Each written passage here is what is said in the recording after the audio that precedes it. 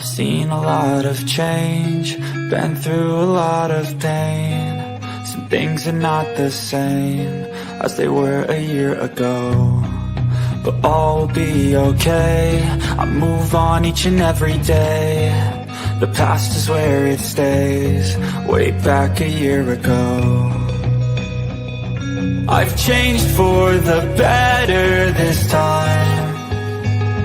I thought I would never be fine. I strive just to say I'm alright, and for the first time in a long time I'm alright. I've seen a lot of change, been through a lot of pain. Some things are not the same as they were a year ago, but all will be okay. I move on each and every day. The past is where it stays, way back a year ago.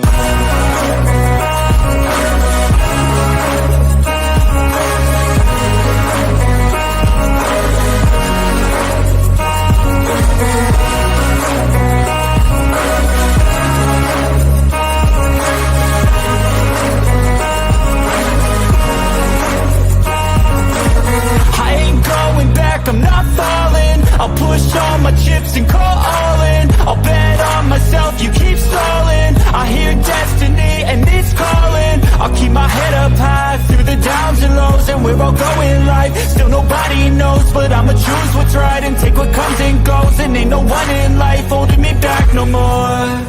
I've seen a lot of change, been through a lot of pain. Some things are not the same as they were a year ago. Welcome, everyone. Welcome to Hello, the hello. Losfer Words. Well, I say Losfer Words because I'm thinking of her. Yes, the Losfer Fishy Show. And here is an example of us sitting together and brainstorming, right? We're brainstorming all the things and trying to figure out life. All the things. All the things. That's what we do. So we want to say hello to everybody that's here. It's great to see you. So we'll say hi to Randy's Adventurous Family. Great to see you. And we have HCF Paranormal. Awesome to see you here. And we have Adrian. Amazing to have you here. Oh, she shared it out. Did she? That's so She nice. did. Okay, Thank and you. hi, Mikey. Great to see you. And we've done this round once before of her and I originally. Well, how long ago was that? A couple months ago now? Yeah, it was a couple months. We did our initial inaugural one, and then we did one with Gill Skills, which was freaking fun and fantastic. And then you had me as a guest last week. That's very true. So yeah, it's not our first rodeo, but it's like our second official The Losfer Fishy show. Laura, amazing to see you here. Sunflowers. Laura is over on Fishy Flying Free, and also Sunflowers is.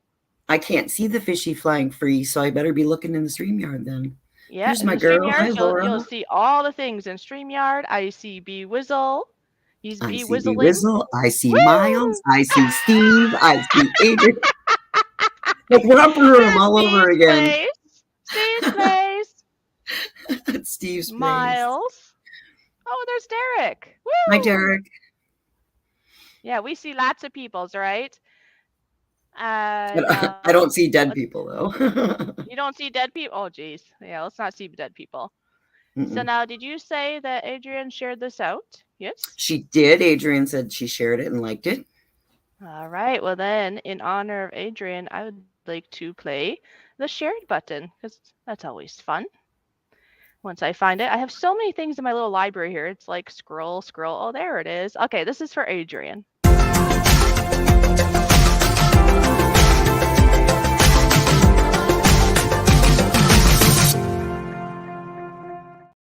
Gotta do all the hellos and to everybody, you know. Absolutely. Gemma's here too. Hi, nice Gemma. to see you, Gemma. Amazing to see you here. I hope you're doing well. Sharing is caring. That's right, Gemma. Gemma, does that mean you shared this out? Let me know. I'm going to play Mikey's button in the meantime. Mikey, so good to see you here.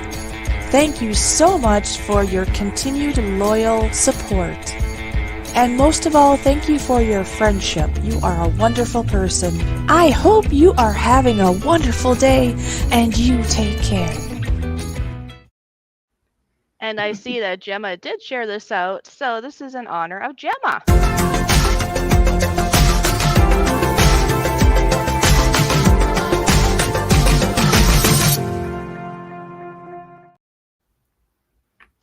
And I really like the music, and I hope you all do too, because I see that HCF shared it out also. So this is for HCF.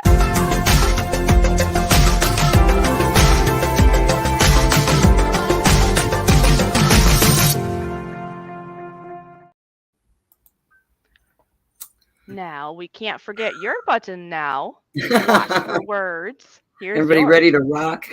Yeah, let's rock and roll right now.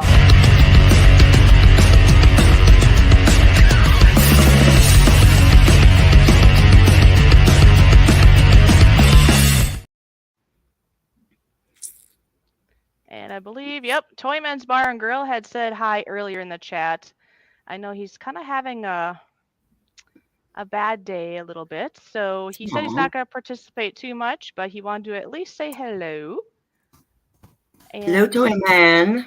And so since he said hello, and that was very nice of him, that I am looking for... Okay, we'll do his drumming video.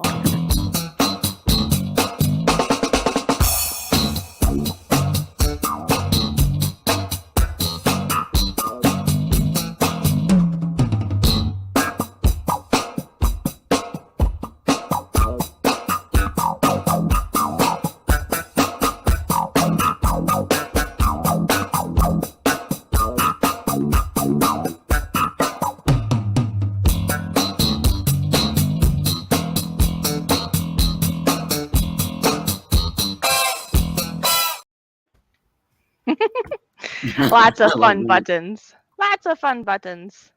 Say hi to PPR. Thank you for coming, sir.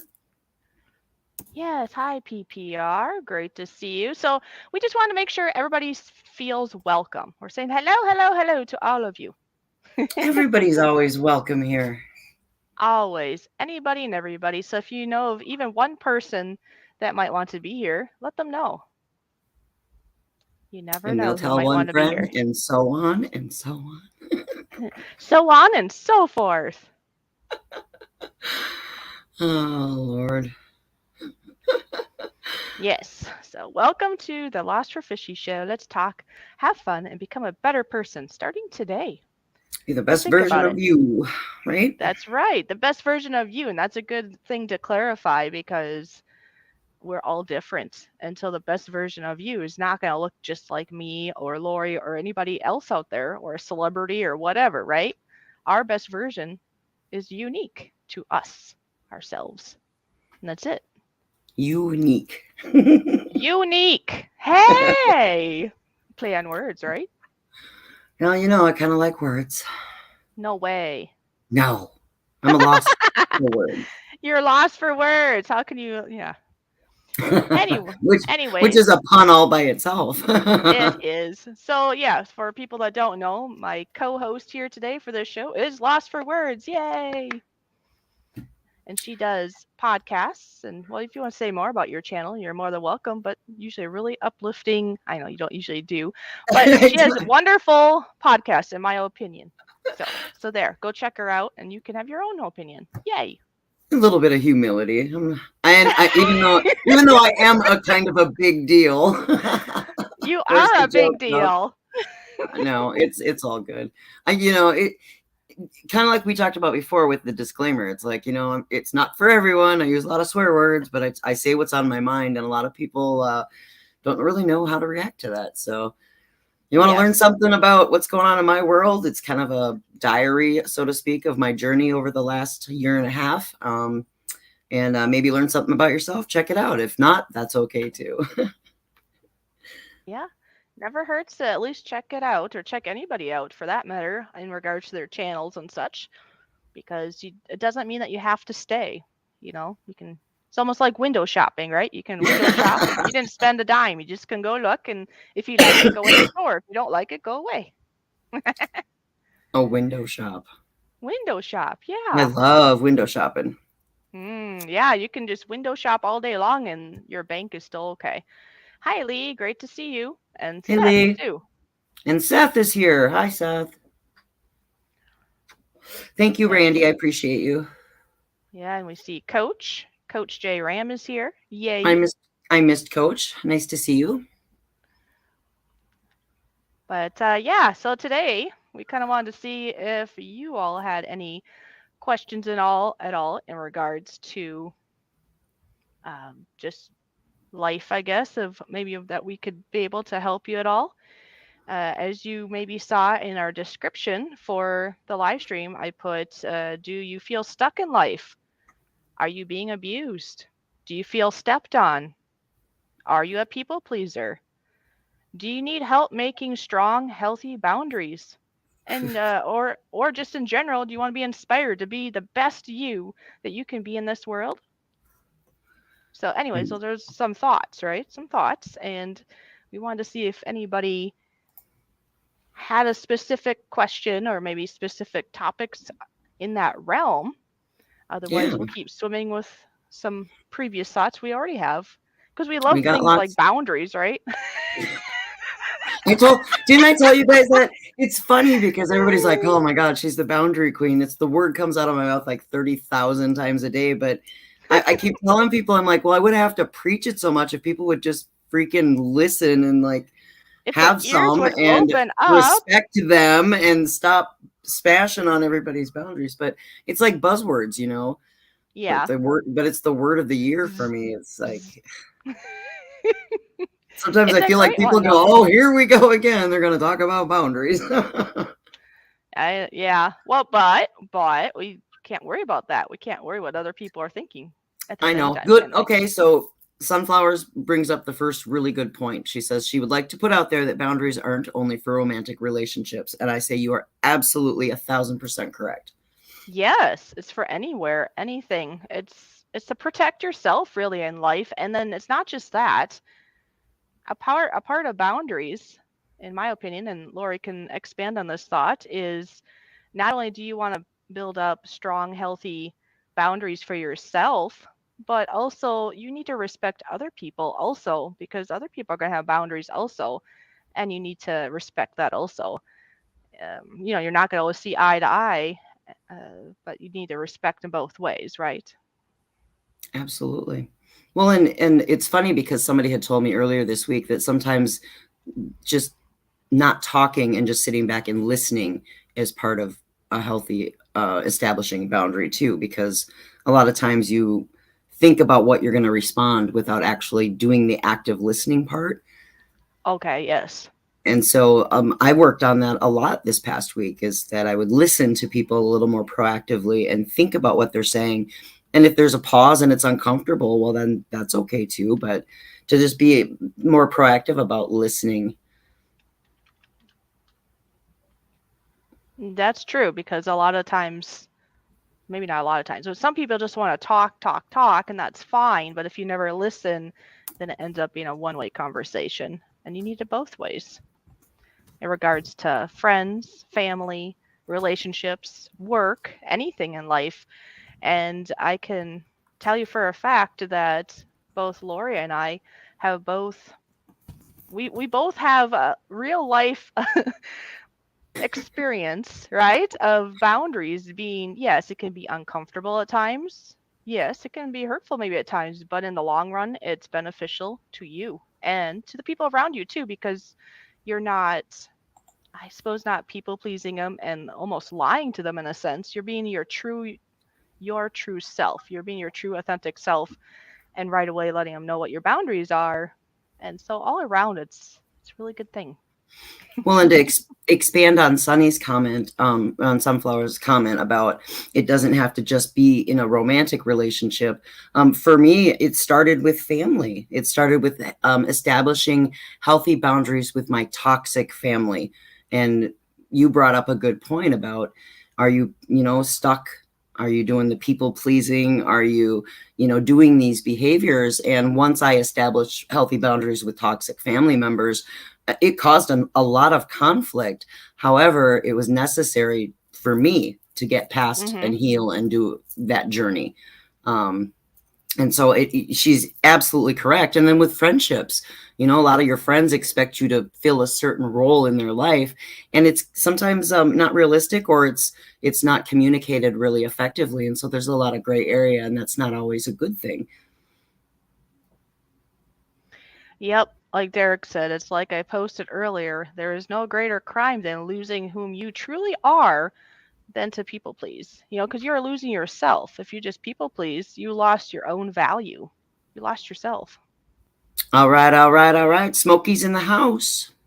Oh, look at Smokey. I got another butt ticket to play in a moment. But first, let's see what Sunflowers has to say. Hi, Seth.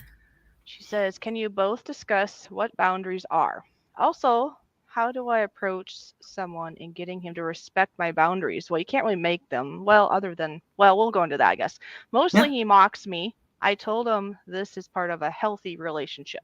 So, well, that we can thoughts. We can absolutely unwrap that. I mean, so I don't know. I guess if you want to define boundaries are like, for me, I guess from my perspective, it's communicating how you want to be communicated with and what kind of behavior or the way that you want people to treat you. That's, I guess, the best way I could define boundaries. It's what you will and will not tolerate from other people. I mean, what do you think? Well, I was looking into some references, and here was an interesting way I thought of how to think of healthy boundaries. Healthy boundaries allow each person to communicate their wants and needs while respecting the wants and needs of others. Boundaries protect a person's personal or mental space, much like fences between neighbors. And that can involve physical and emotional limits of appropriate behavior between the people. And one of the examples I thought was huge for me anyways, is you yourself being able to say no. And also to accept when somebody else says no. And there are more examples, but that one hit home for me because as being a people pleaser, we always want to say yes, right? And then it's really, for myself anyways, it's always really hard when somebody says no, you take it to heart, but we shouldn't. Because if somebody else says no, you need to respect that decision. That's their boundary. That's their decision on that. No, you take it to heart. Sorry. I'm trying to get the link to send to somebody. Okay. I might not be able to do it here, but anyway, continue. So no, well, that was all. I was just saying that, like the fence idea, I thought that was kind of a cool analogy, boundaries. I agree. Or to protect a person's personal or mental space. It's kind of like fences between neighbors. It doesn't mean that neighbor isn't going to try to crawl over the fence and bother you, right? But the thought is there. It's like, this is the boundary. Don't go over the fence. This is my space. Leave it alone. Well, and to expand on that a little further, if they jump over the fence, you have the right to push them off, especially if you've told them not to. Love it. That's my fence. Get off my yard. No, I'm just kidding. But, but it's being able to communicate that to people effectively so that they understand. And I think, I know that we've talked, Fishy and I, but I've talked to other people that we've talked to about just the art of defining those boundaries and what that looks like. And I came up with 4 common themes that had to do with number 1 being communication, number 2 being the boundaries themselves, number 3 being expectations, and number 4 just being transparent. Right. Yep. Just being real. I don't know if this is a good time for it, but I know that you have a very recent experience where you can show or not show, but tell how your boundaries might have made you uncomfortable at one moment, but they ended up being a good thing, right? That is true. But I mean, everybody's going to experience a push on their boundary that makes them uncomfortable. I think for me, it's been more the retrospect of looking back at how I handled it. And then, of course, you give your own critical assessment of how you handled a really uncomfortable situation.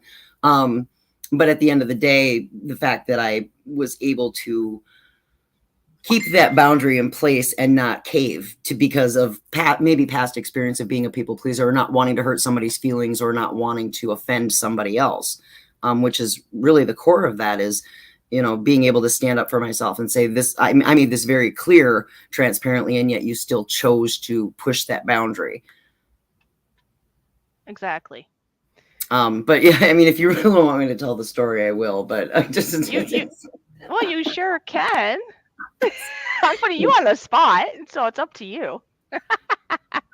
well, I mean, like, I'm not embarrassed, I guess, really, to tell you about it. But so I was asked out on a date by a guy, who wanted to take me out for dinner or drinks or whatever and hang out. And we had communicated for a couple of days anyway. And I was pretty clear about what what I was looking for was to just meet and hang out with somebody. And, basically, you know, like a meet and greet, like, you know, your first interaction with somebody when you don't know anybody. If they ask you on a date, you go sit down and talk to them, find out what makes them tick. And I didn't really think anything about it other than it would be just a kind of a normal go meet somebody thing. And I was pretty clear and transparent about what my expectations were. And that was that I didn't have any. But, you know, you're going on a date with somebody, you can make it really clear to them that, you know, I'm not going to go home with you, if you know what I mean. Right. We're not doing any of that kind of stuff. We're not experimenting anything in bed tonight. Right. So, you know, keeping it PG-13, I don't do that on a first date, you know. Right. Exactly. I don't do that at all. I mean, I've been solo for a long time. So to throw myself into a situation where I was outside of my comfort zone was kind of a big deal for me. Because, you know, there's a first time for everything, you know? So anyway, and I had every intentions of it just being a normal, casual first, you know, meeting date kind of thing. And so that's all great, fine and dandy. And I went into it very clear-headed and open-minded, but at the same time with a very transparent, established boundary that I wasn't going to do this, or this. So I show up at the restaurant where we met, and, we sit down and we're playing trivia and we order drinks or whatever and start talking about just life and what your goals are and all those things. I mean, how else do you get to know somebody? And like I was telling Fishy, the red flag started flying almost instantaneously. And I was starting to get a little uncomfortable. And, you know, without getting into the whole play-by-play of the whole conversation or any of that, right. The person was obviously very insecure about their position in life and how whatever, insecure in themselves, I guess, because they were very arrogant in their demeanor, you know, and talked a lot of tough guy kind of bravado. And I think in a manner or an effort to impress me. And I wasn't impressed. I was actually kind of repulsed. But just no respectful asking of anything. It was just a lot of assumptions. And by the middle of that time, and it was really a short period of time, I would say about 90 minutes, because after that I really wasn't sticking around. But it kept on being like, oh, you know, are you gonna just, you know, do you need a straw for that beer? And I'm just like, I already explained to you, I don't drink, especially when I drive, and I'm not a huge drinker anyway. But just these little push button kind of thing. It's like testing the waters, right? Even though, but anytime I would come back with a response, it was always like, oh, well, you know, you just need to get a couple of shots and loosen up a little bit. And I'm like, what? You're not listening to what I'm saying, right? You're not hearing me. And, you know, and at one point it was like, well, we should get out of here and go watch a movie at my place. And I was like, no. Well, we go back to your place. No. Well, I promise I'll sit on my hands. He literally said that I will sit on my hands and I will not lay a hand on you. And I was like, no. and it was like, you know, it's almost like a child who's arguing with their parent about getting a toy or having dessert, right, or wanting ice cream. And it just, you talk about being uncomfortable. Right. That would be. You know, and so finally I'm like, you know what? I'm really not feeling well. This beer's not sitting right. And I think I would like to go. Right. Because he had gotten up at one point to leave and go have a cigarette. And I'm sitting there going, okay, do I just freaking go dodge the guy and split out the back door? Do I, what do I do? Do I pour a beer over his head and tell him to take a flying out, whatever? I was just really uncomfortable. So he ended up walking me out to my car, and then he continued even to that moment when he was already just not going to get his result or whatever his expectation were. Mumbled off a bunch of stuff and think about it, tough guy, whatever, slammed my car door, got in his car and split. And I was like, what just happened here? That's crazy. And so when I got home, I called my girlfriend. I was like, that was a freaking disaster. I told her everything that happened. She was pissed. She's like, I can't believe that dude would do that. And I was like, well, dodged a bullet. I'm over it, whatever. And then 20 minutes later, I get a text message and he's trying to gaslight me again. Like persistent. Persistently. This dude could not handle rejection whatsoever when I made it abundantly clear that wasn't even on the table. And I thought, what a douchebag. How can you even come close to disrespecting a boundary when I made it really clear that that's not what this was about? Right, because you were trying to honor your own boundaries and trying to stay strong, and he was trying to rip that down. It wasn't working. And I'm not ignoring the chat. It's just when I tell the story, I'm just like, phew. But yeah, I was really upset. I was so angry. I was really upset because, first of all, that's really not the experience you want to have when it's your first experience of actually going on a date with somebody after the experience that I've been through with losing my husband. And I think the guy assumed that widowed meant lonely, desperate, and willing to do anything, and that he was going to test that boundary. And when he came up against it and didn't get what he wanted, he was really mad and he was rejected. And then he reacted like a total asshole. Yeah, because did you say he was like, it felt like it was like a 5-year-old in an adult body that you were dealing with? Yeah, we're calling him man-child now. Well, that's what he is. So that's probably the definition of that, isn't it? Man-child. Mm-hmm. Yeah, it was a child that never grew up.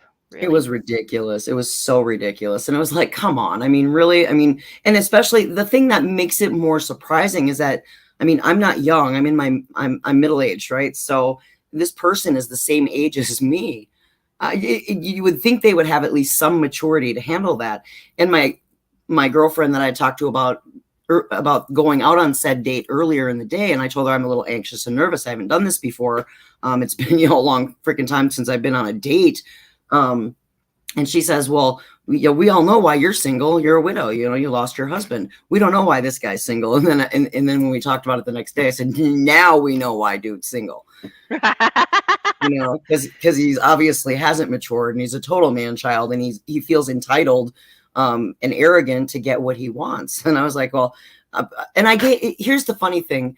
I gave him every opportunity to find out everything that he could about me to see if he even wanted to go on the date. I was like, you know what? I have a huge digital footprint. I'm all over the internet. I do a podcast and I'm pretty transparent. You want to get to know what I'm about? Go listen to one. It doesn't matter which one. Just go listen. I'm not asking you to spend 2 hours listening to my whole library, but go check out this one. And that might give you an idea of what I'm about. And He obviously did not do that because it's like after the fact, I was like, dude, have you met me? Do you have no idea what I've been talking about for a year to even think that it was okay to even talk to me like that? I was just blown out of the water. Right, because you were trying to give him a heads up because you didn't want to have to deal with somebody like this, but sometimes you don't know until you actually meet them, right? Well, and yeah, you're right, Tony. It's absolutely about transparency, though. I was nothing but transparent from the first word go, but yet this person kind of played on that and was like, well, what do you want in life? And I said, to be fair, I don't know. This is new for me. I don't know where I'm going. I'm fluid. I can do anything I want. I'm just trying to figure it out the best way I can and take it one day at a time. And they thought, well, oh, great. That means I get to write her book. No, the hell you do. Well, they probably didn't. It didn't matter what you said. I would say you could have wrote your story anyway, and it didn't matter. They still had it set in their brain that it doesn't matter what she says. We're going to meet. We're going to end up at somebody's house, and we're going to have lots of fun, which was not on your agenda, Yeah, so, no. Good luck with that, pal. Good luck. Yeah, I don't do that. I just don't do that thing, And I mean, maybe if I was 25 years old and had nothing to lose, but my life is way different than that now. I didn't say hi to somebody I missed. Tony's here. Chris is here. Well, Losfer, Babes in Toyland is here. Like father, like son just showed up. Yay. But yeah, Yeah, Tony, babes in boundaries Toyland. Yep. boundaries are put up for our self-protection, and people don't understand that. I dropped a podcast earlier today about that very thing because I sat and questioned myself. Are my expectations too rigid? Are my boundaries too solid? And is it there to protect me, or is it there to sabotage any future? Because I'm terrified, because I'm scared, and I'm Right. using it as a crutch, or I'm putting a wall in front of me and not opening myself up. But at the same time, I'm not going to just let anybody just run bulldozer over me and try to manipulate the situation, because it's the first time I've done this in years, you know? Exactly. You got to be careful. And yeah, you might be a little scared and whatever, but you're protecting yourself. And as you know, without going into much detail at the moment, I went through a similar episode of somebody who was like a child in a man's body, Yep. and they act out because they want it their way and they will not listen to your side. They won't respect your boundaries, is what it is, and they only think of themselves. And that's it. But there is a positive out of this story, isn't there? Yes, you had to meet a negative one and see all the red flags and get a little bit upset about it. Yes. Well, yeah, But because then Saturday I was so angry that I blurbed out a huge podcast just venting and telling everybody how much of a douchebag this guy was. You know, I mean, pardon my French. I know we don't do a lot of that on your channel, yeah, but well, a little bit is emphasizing how upset you were. It's all I good. was so angry, and then I just vented it out Saturday morning, and I deleted the app off of my phone. I was like, you know what? Maybe but to be fair, Tony, I was questioning myself. I was like, maybe I'm not ready to meet anybody new on a romantic level. Maybe I should just continue focusing on my own healing. And I did. I second guessed a lot of that, and I was just fit to be tied. I vented it all out, and then I was like, you know what? I'm just going to go about my day, do my thing, and go. I had plans to go to a charity fundraiser with my friends that day, and just go do that and forget about it. And so I got down to the fundraiser, and I was having a great time, and I was telling my friends about what had happened, and they were, consoling me, so to speak, and just being good friends. And then I got a text message from another person who I had spoken to previous to all of this happening. Right. And they had invited me to go out that evening and meet up and basically start over again. And of course, my first thought was, yeah, cold day in Hades. I'm not going to put myself in that situation again. And then the second thought was, well, yeah, maybe I should just get that over with, because dude's probably going to be as big of a douchebag as this one. Well, you just got done, right? You just got the Band-Aid ripped off in a sense. You're like, okay, I'm so done with men at the moment, but you got to give people a chance, right? But yeah, and I don't know what possessed me I don't even know why, but I think I basically got the confidence enough to just be like, you know what, I'm gonna storm in there. And I figured it was kind of like I was just gonna storm in there and prove to the world that I can do this. And then I'm not going to let it, because if it would have went south, I probably would have kicked this guy in the nuts or dumped a beer over his head, because I was so angry from the night before. And to be fair, that's not fair. That's not fair to anybody new. I know that. I'm not saying that. But I don't know where I gained the balls, so to speak, to just show up and do it all over again after that fresh wound. But I thought, you know what? I'm going to get it out of my system. So I did. I was leaving where I was in the evening, and I said, well, are you still going to this place? And he's like, well, yeah, I'm supposed to be there at this time. And I said, well, my estimated time of arrival is, 8:45 or whatever. I said, so I'll see you there. And I went. And the result was the opposite of the night before, because this individual is absolutely amazing. They respected all of my boundaries. They asked the right questions. They never even attempted to touch me physically, like hold my hand, nothing, without asking first. And I was pleasantly surprised and completely blown out of the water. And so Fishy, like Fishy said, sometimes when you establish a really solid boundary, some people will respect it. Yes, some will respect it, some won't, because like I say, I had an experience like you did with the first example. I had somebody in my life, and they were just that. They didn't respect me at all, and they were only thinking of themselves, and they never grew up, kind of thought. Yes. And I've also been around other people, and well, I don't think you'll mind me saying, because most people probably already know the story already, but Ron and I, Toyman and I, we were good friends. And then we had a little snarl because some things I found out and my boundaries felt hurt, or stepped on. And there was a spell there. I didn't know if I was going to have to, for my own sake, block him out of my life but it was on his shoulders and it was his choice. And I believe it was a course of about a week of like a snarl is what we call it now, that he got to think about it, right? And he had two choices. He could have chose to stay where he was at, and that would have been his choice, and I would have went my own direction, and we wouldn't have been friends anymore. Or he could honor and respect my boundaries. And thankfully, out of that week or so, he decided that it was worth it, and he actually wanted to do some adjustments in his own personal life, which actually makes him a better him anyways. And he's been much happier. He's respected all my boundaries, and it's been a more enhanced friendship, I guess you could say, for both of us, actually. And a large part, too, that he likes to talk about, which is very true, it's because of him, not just him, but a lot of him, to why I got that strong. He built me up so strong that I was able to finally stand up for myself towards even him, which after the snarl, he's actually pretty proud about that. He's like, wow, I got you to this spot that you were even able to stand up to me and make me a better me. Only But he could decide that, though. So But it was that's still what his it choice. should be about. I mean, he was encouraging you to establish boundaries in the really toxic relationship that you were already in. And then for you to be Yes. able to turn around and say, hey, I'm here and I have enough self-worth and respect for myself that I'm not comfortable with this. And for him to listen and go, yeah, well, now this is what you wanted from me for that. It transcends even into our friendship or relationship and all of the people around you, your friends, your family, anybody. But he helped build you up there, and now he's respecting the fact that you're there. And I'm And so see, proud of you yeah. guys for being And able to so right communicate. there, see, there Smokey is his other channel, and he's saying, yes, I'm very proud of you for doing that, Fishy. See, out of us holding up healthy, not bad ones, of course, but just good, reasonable, healthy boundaries, not only can help our own self, but look at this, indirectly, it helped Ron out also. He was able Well, to reflect on his own life and decide what he really wants to do with his life.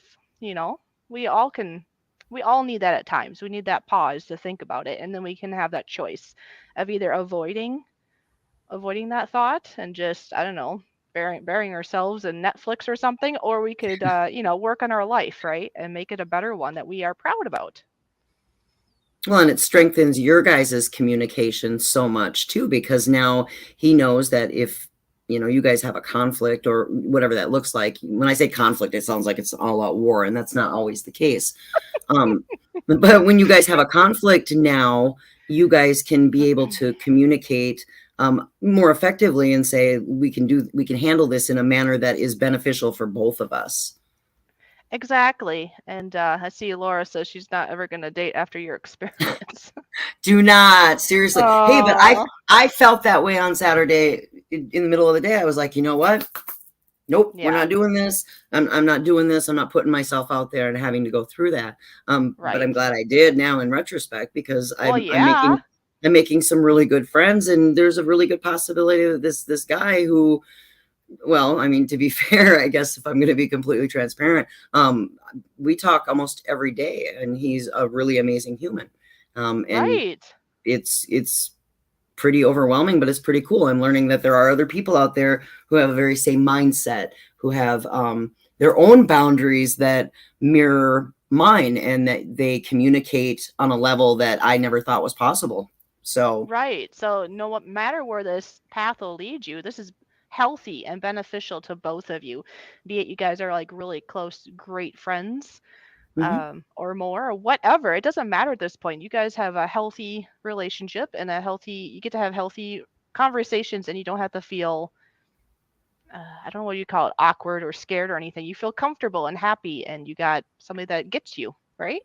Well, yeah, because I mean, it's always awkward when you meet new people in general, whether like Sonny said, whether it's your friends or family or whatever. It's always awkward when you tell people this is what I'm about, Mm-hmm. and then you have to gauge their reaction to that. if they're confident in their own self-esteem, they're going to react back in kind, right? Like very similar. A good example is the first time I came on your show and you said we don't use a lot of profanity, and I said I can respect that. This is your platform, your show. Right. Therefore, I'm not going to be floating the F-bomb like I do freely on my platform or on other people's. That's just respect.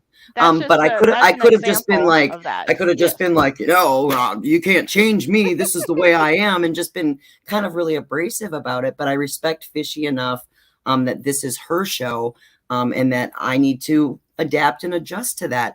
It would have made me a total asshole if I would have said there. I swore again. See, but it would have made me a total jerk. Because you're trying, and we're human. So if you slip here and there, I'm not going to get all mad at you either, because I know you're trying, and that's the point. Well, and to be fair, I'm really aggressive in my nature when I talk about somebody stomping on my boundaries, and it really just kind of I get a little passionate and emotional about don't do that, kind of thing. But I respect the fact. But I respect the fact that this is her platform, and I'm not going to do anything to jeopardize that. Why would I? This isn't about me. Well, we're going to take just a tiny break. I see Team Fun Times here shared us out, so I'm going to play the button for her, and I'm also I need a break too. I need to have a smoke. All right, you go do that. I'm going to play Smokey's button here shortly too. So let's do this.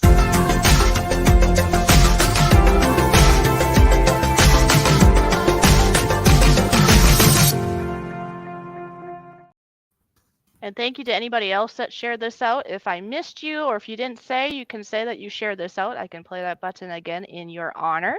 But in the meantime, I am going to play the button that I made for Ron's or Toyman's gaming channel, his Smokey channel. So here you go.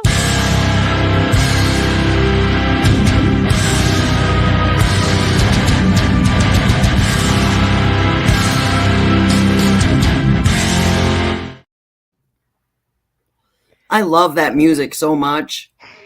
That's just up your aisle, isn't it? It is absolutely up my aisle. I love that theme. Oh, it looks like we have another person. Donna. Thank you so much, Donna, for sharing this out. I miss Donna. Hi, Donna. Yeah, a couple of them snuck in when you were chatting, but I'm the same as you. If I'm on a story, I just got to keep going or I lose my trail. That's how I am too. I forgot. I know hunting and stuff with J&J is here also. Anyways, in the meantime, I'm going to play the sharing is caring button just for you, Donna.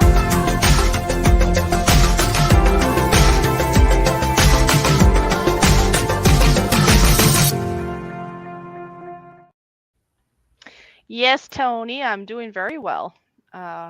It's been, let's see, I think I was trying to remember when it was. It was later January that I left my toxic environment. I want to say it was around the 21st or something in the 20s. I should really look back and see. So I've had time now to go through some of the emotions. There are still some days that are hard, of course. And one friend of mine told me it's kind of like an onion. She said because there's so many layers in an onion, as you unwrap, as you're peeling away the layers of the onion, you'll think that you're over it, but then when you peel the next layer, you might be surprised what you find out. And I don't know, you might just cry all day, you might get depressed. There are things you got to work out that you might not even know of, but it comes in layers and over time, and nobody can put a set time on how long it is going to take to get to the core of that onion. And that's true. I love that analogy. I think it's a really good one. I thought that was interesting too, because you think of an onion, it does have a lot of layers, doesn't it? And you just never know. You might find a spot of that onion that's rotten or extra potent, and it makes you cry. Right? Well, you know what they say, Fishy, is if you peel or cut an onion underwater, then the smell doesn't permeate your nose and make you cry. So if people are if you're trying to deal with that, in my case, when toxicity comes up, I'm just going to hold their head underwater. Oh, that's funny. I'm just kidding. I know.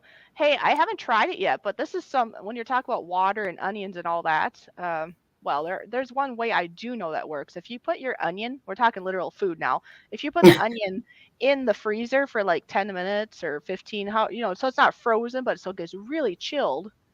You take it out and cut it, you won't cry because all the molecules are all frozen almost, right? Yeah. The other thing that I haven't tried yet, but I'm interested to try, is I said a lot of times why people react and they start tearing up and crying is because think about what's the closest thing to the onion that's wet? Your eyes, right? And that's why it affects your eyes. They Mm. say if you put a wet cloth right beside the cutting board, like right by the onion, supposedly it'll jump to that instead of your eyes. I have not tried it though. I'm not I sure if haven't either, it's but I'm gonna. yeah, it doesn't sound interesting. It's like a wet cloth right beside. Will that really divert it? I don't know. Haven't tried it yet. Things that make you go, hmm. Yes. I do know that Sunny had mentioned something about when you put boundaries in place, some people aren't meant to stay in your life. And I agree with that as well. Oh, yes, because kind of like Ron and I, like I was talking about Toyman and I, that Mm-hmm. I showed my boundaries and said, this, and this has to be, or this is not going to work.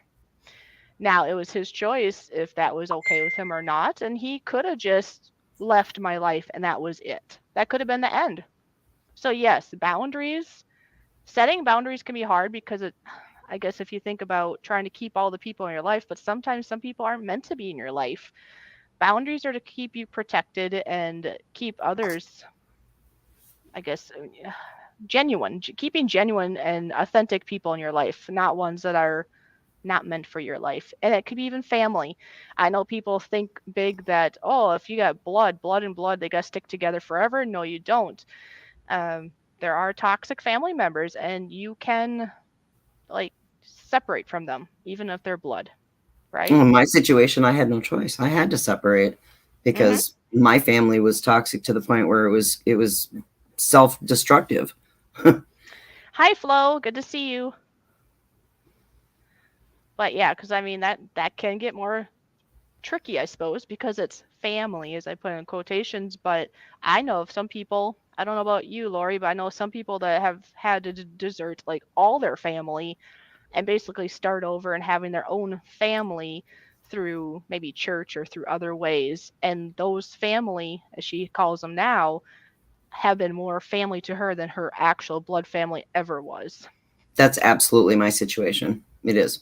I cut off all Okay. my, other than my own child, which is, she's Well, everything and yes. she's amazing. But as far as the rest of my extended family, we're all, but my immediate family, I cut everything off, and I moved out of state, away from all of that toxicity, and I literally started over, because Right. I had to start over, because my role in that unit was so toxic to everybody, that was the only way to do it. I had to cut all contact was done, no contact whatsoever, Okay. but you've talked about narcissism before. When you can't reason with people like that, they will never be accountable, and therefore there's just really no resolving that kind of a situation. So that was the choice I made, No, and I'm better for it. So the chosen family that I've gathered around me, they are my family now, and I'm absolutely okay with that.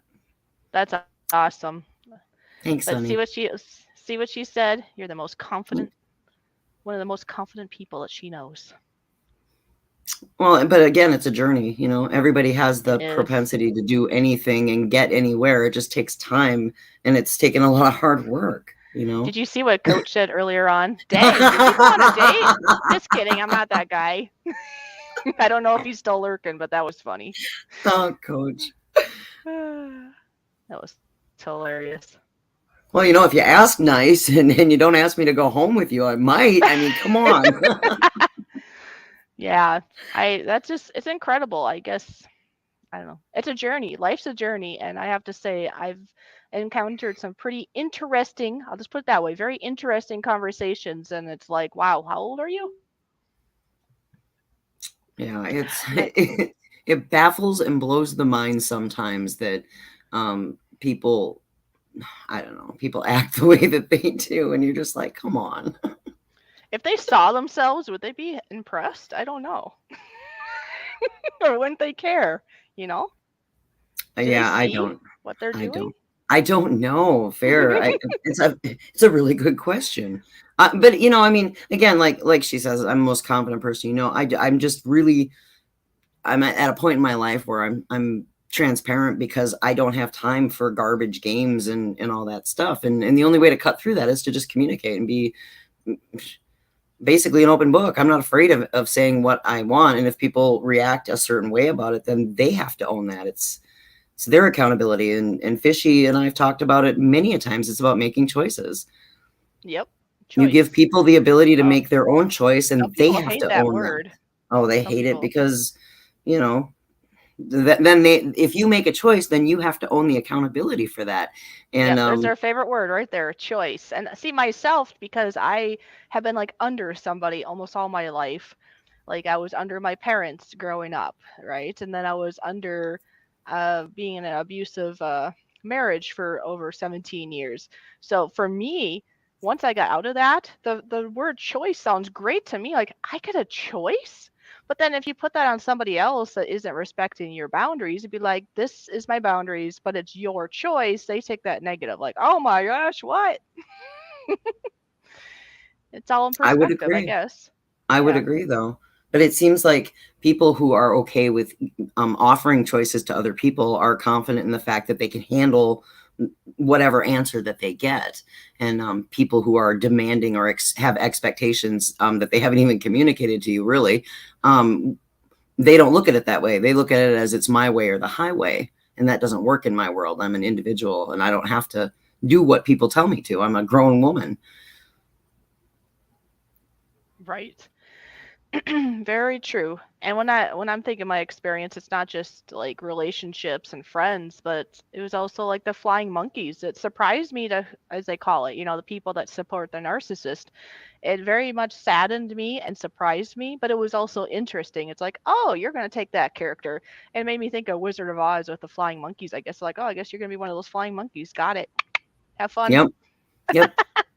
Well, yeah, their circus, not mine. You can Yeah. be a flying monkey, but you're going to do it in somebody else's circus tent. Ain't going to be on mine. Yep. Yep. Exactly. Sunny says sometimes not everyone is who they claim to be. That is absolutely apparent. Oh yes. Especially, and we've all talked about this, especially on social media, because Yes. anybody can pretend to be whoever they want behind a keyboard, and they don't have to be genuine, and they can be completely false, and people will fall for that. There's a lot of vulnerable people who aren't that smart or who are a little naive to the way that people work. Yeah. See, Lori and I have been studying many books, and I'm just kidding. But we have. Well, we have. truly We have. In fun, I've made this, but yes, I love for it, real though. though. In real life, we've learned a lot, and we have researched a lot of things and learned things from uh, coaching and therapists and all the other things too. But real life stuff, that's where you learn a lot of it. Well, again, Right? it's a lot of life experience. It's like, It is. just because I went through a situation doesn't mean it's going to work for everybody else. However, when you've been managing in your situation, you've been managing toxic narcissism for 17 years. And when the light bulb goes off and you go, oh my goodness, that's really what this is. Then you want to learn everything you can about it because you don't want to do it again. I like what Derek said. There are two kinds of people that come into one's life. One is the kind that better you. They bring the best out in you. And two is the kind that teach you lessons sometimes. It is good or bad. So yeah, so even if it's a negative, like I suppose your example of the 5-year-old in a man's body, right? Well, that's showing you an example of how we shouldn't conduct ourselves, right? I mean, out of good and bad, we do learn something still. And you also learn that holding your boundaries is still a valid and good thing. It protects Right. you. It's Right. healthy. It's good. But it is uncomfortable to have to establish or to actually stand up for that, because it's easy for you to say, I don't tolerate this, or I'm not going to do it this way, or to tell somebody from the outset, I don't tolerate somebody who lies to me per se, or whatever. But it's a whole nother thing when you actually have to back up what you say And then it does put you in a really uncomfortable situation because I wasn't expecting to be faced with that. So it's not like I had planned a scenario in my head on how to get out of it. And so you got to make a decision about how you're going to handle that whatever situation was. In my case, it was, just I'm not doing that. I was, but a weaker minded person or a more vulnerable person might have given into that because they didn't want the conflict, or they didn't want to feel bad, or they didn't want to reject somebody. Right, because there's that pressure, and especially if you're usually a people pleaser or been abused and you're used to being crushed, you could have just went like, okay, I guess so, under the pressure of being there in person and on the spot, right? But yeah, you gotta stay strong. I know it was easier to talk to like the pastor, let's say, over the phone than it was to be in the office and him making accusations, a lot of which I believed was incorrect. But that at that point, though, to tell you the truth, once I was gonna get like laid off or fired or whatever you want to call it, I was ready to be done once that day came. I wanted to be done. And if he wasn't going to fire me, I was planning to throw my keys and be like, I'm done. I was to the point. So to tell you the truth, that day wasn't as intimidating with the pastor anyways as it would have been earlier on in my journey.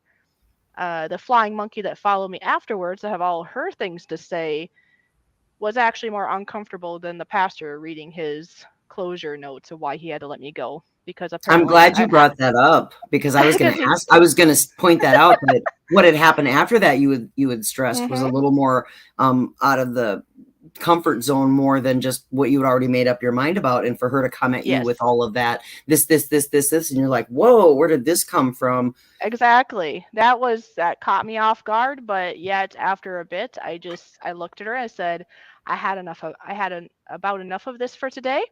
Thank you. And I walked away. And that was it. It was off the, I wasn't expecting that. I mean, I heard her walking down the hall. I ignored her at the moment until she finally said something.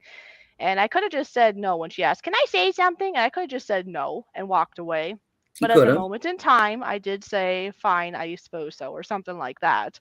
And she went on with her speech, which maybe was a good thing, because then I could see where she's sitting. If I didn't say yes, I guess I wouldn't have known where she's at. And to tell you the truth, I had kept it anonymous to even people in my first world, because I figure it's not worth them even knowing. Now, my mom did figure out by guessing to who this was. And I'm kind of glad that she did figure out, because once she did figure out who it was, she was awestruck and surprised also, because she knew where this person stood in years past. She knew she was on my side. She knew she saw the abuse from the husband at the time, and she completely flipped after many years later. And that's her choice, and it's probably real in her brain now, and that's fine. But it did kind of give me, I guess, a confirmation that it wasn't just me thinking that she was on my side. With time, sometimes you doubt yourself. Not that it matters at this point, but it's like, well, I'm pretty sure you were here, and this is what you said. So it was nice that my mom was able to figure out who it was, and she was very surprised that she had flipped like that, because she even knew where she stood before. Do you think now, I'm just saying from that situation, if you were to have to go through a very similar or even the exact same situation again, do you think if Gal came up to you and said, "Hey, I have something I want to say to you," do you think you would do it the same and listen to her? Or do you think you'd say, "I don't have time for this," and turn around and walk? I think the next time I would just be like, "No, thank you. You can keep it to yourself." I don't think I'd even want to hear it, because it doesn't help anything. There is no point to it. It's just them venting a bunch of hurt onto you, hoping that you're going to take their hurt. And for myself, I took that moment and I just said yes. And so it's on me that I let that happen.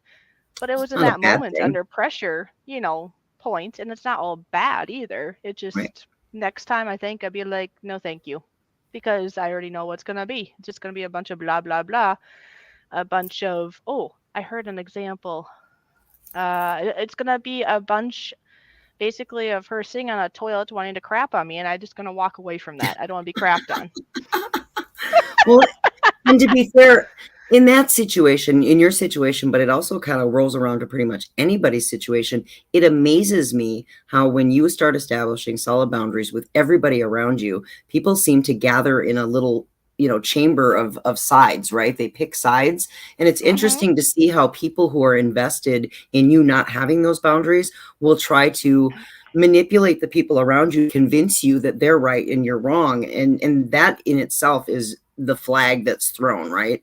Anybody who's going to go around trying to twist other people's opinions, and this happens on social media all the time, to get other people behind their ideology or whatever their agenda is, because you've established that boundary. That's the flag right there. That's what it's all about. Those are the people who need those boundaries put in place in the first place because they do not respect you. Exactly. Yep, they don't respect. Yep, I had a thought, but it fluttered away. If it's important, it'll come back another day, right? That happens to you and I all the time when we get on this subject. Well, it's because we both have so much invested in trying to get so much stronger in being able to tell people no. And I was Yes. like you. I could never say no to people because I didn't want to hurt their feelings. I didn't want them to think I was, this, that, or the other thing, or she's being difficult. And we both have Oh, worked I so hard remember. on that. I remember. Say it, say it. The worst part actually of the flying monkey that ran after us, I say us because I brought a friend with for my own safety and well-being.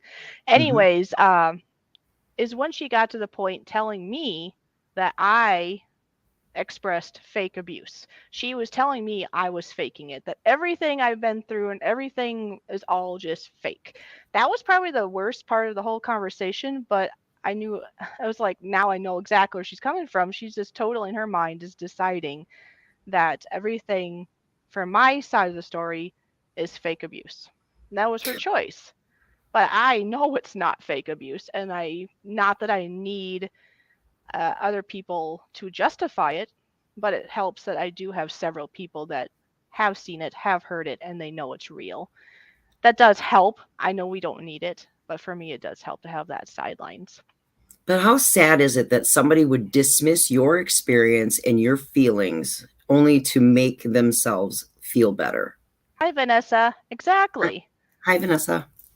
I mean, that in itself made me so angry when you told me that. And I'm like, how dare her tell you that your experience wasn't valid? I mean, come on. You're not there yeah, every day. You don't know what that man has put her through.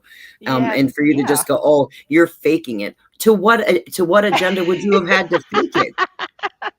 Yeah, why would I would not have gone through all the hoops that I have if I was faking it. Maybe there's And people out there that would, but I myself, that's not my character.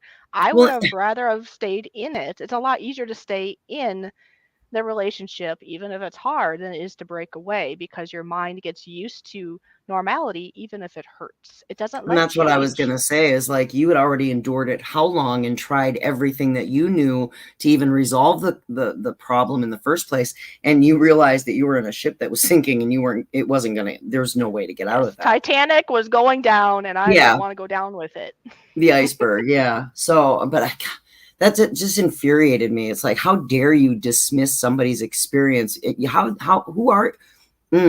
Yeah. No, Oh, I like what Adrian said. That's that's abuse. abuse. When someone tells you that was not abuse. So yeah, so she in a sense was being abusive to me, saying you weren't through abuse, you were faking it. You were, and it's like, really? And now another thought, I mean, this is just a thought.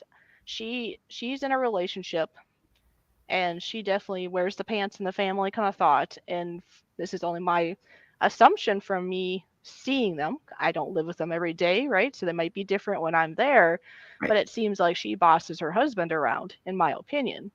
So, and then she wants to tell me I'm faking it. So why is she just a strong person that wants to side with the what comes across as being the strong person in my relationship? Somehow, maybe they have something Right. in common. I don't know. Well, and it triggers me when we talk about that because so often, especially in abusive situations, and from my own personal experience when I was a child, coming from a family that had domestic abuse, is our family members were like defending my father and saying, "Oh no, somebody planted that in your head. You're making it up. Those things never happened." And I'm going, "No, these things happened, but because you're a child, adults think that they can." Dismiss your experience very much in the way that this woman dismissed yours, because they think they're entitled to that or they know better. And that like Adrian said, that's abuse in itself. No, forget about that. It is. And not saying that people that are licensed and stuff that they can't, because some of them could be bad and abuse you in some way too. But she's not even a professional. She's not a licensed therapist or whatever. And she's just out of her own mind deciding that she's going to be that way.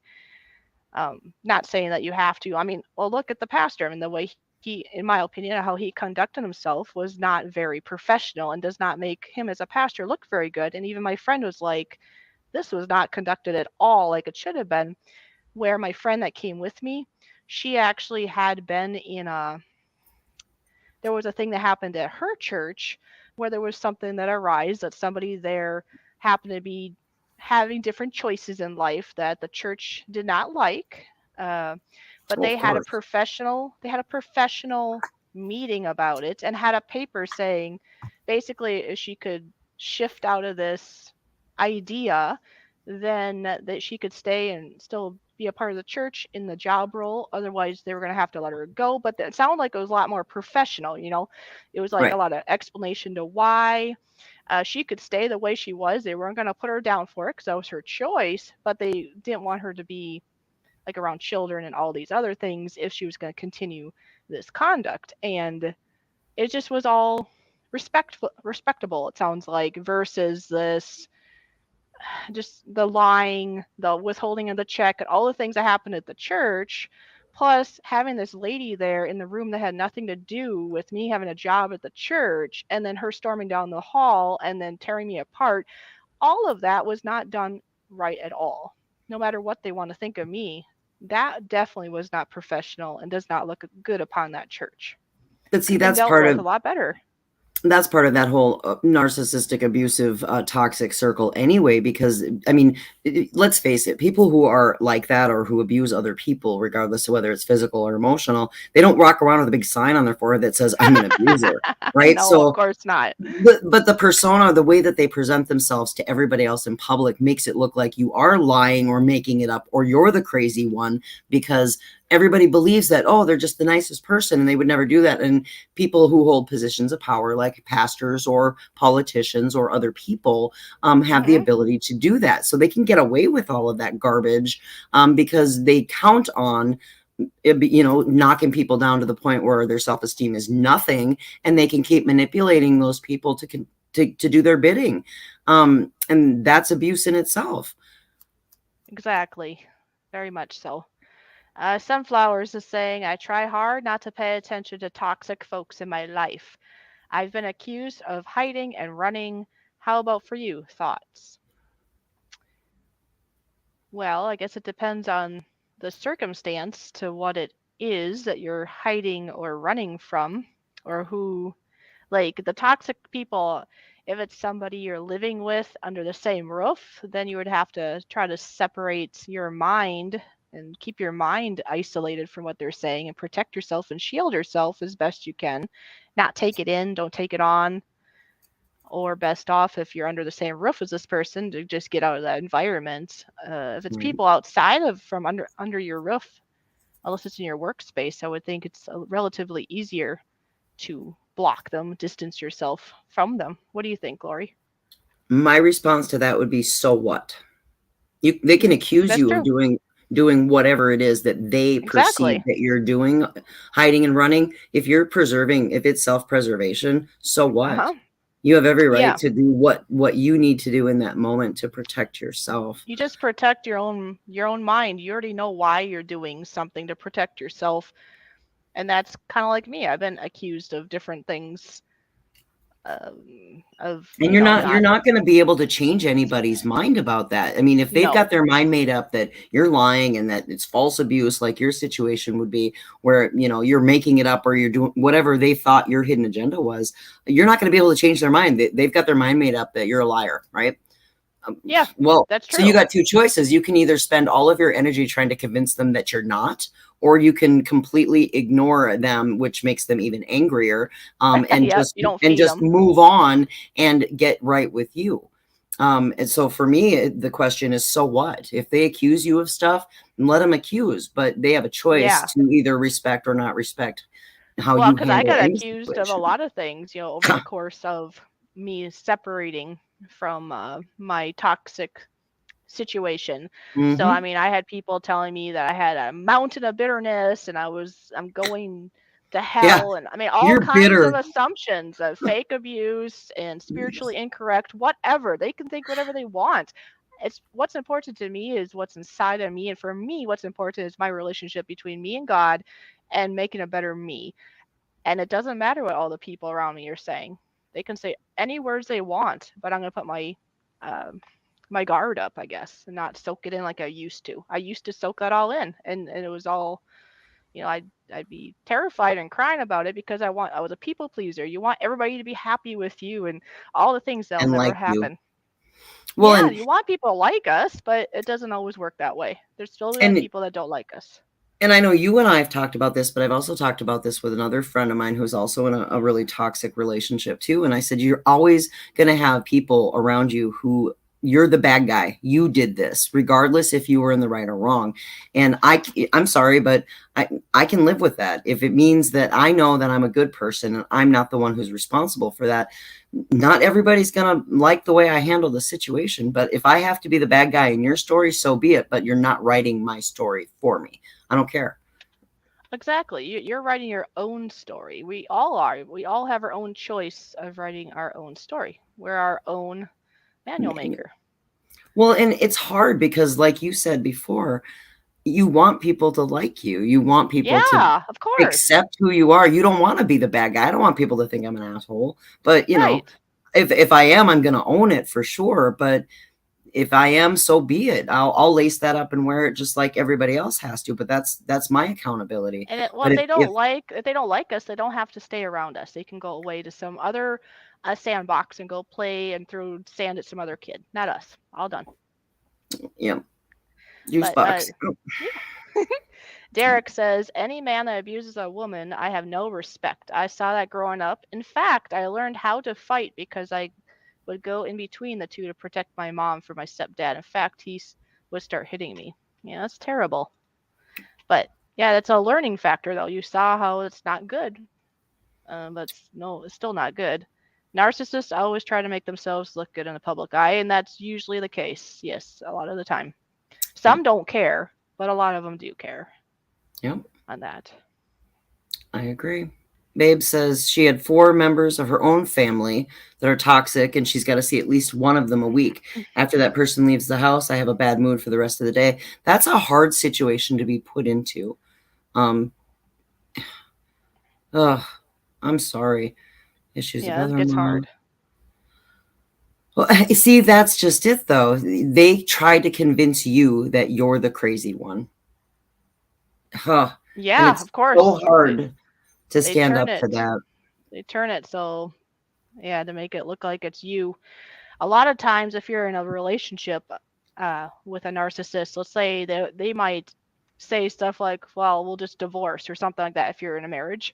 Mm-hmm. But a lot of times they're the ones that won't actually go do the divorce, or they won't want to sign for the divorce. They want you to be the bad guy to initiate or to leave or all those. So then they can be like, see, that person's bad. They're the ones that got the divorce papers. They're the ones that left the house. They're the ones that it just makes them look better, they think. And they're, Well, yeah, because then they're the victim. They're the victim. You're the bad guy. You did this. They're the poor victim. We abandoned them. Yeah. Oh. Yeah. Now play the baby. Now play the baby. Would you like to see the baby? That's like one of my favorite buttons. And I think this is how I feel when narcissists push at my boundaries.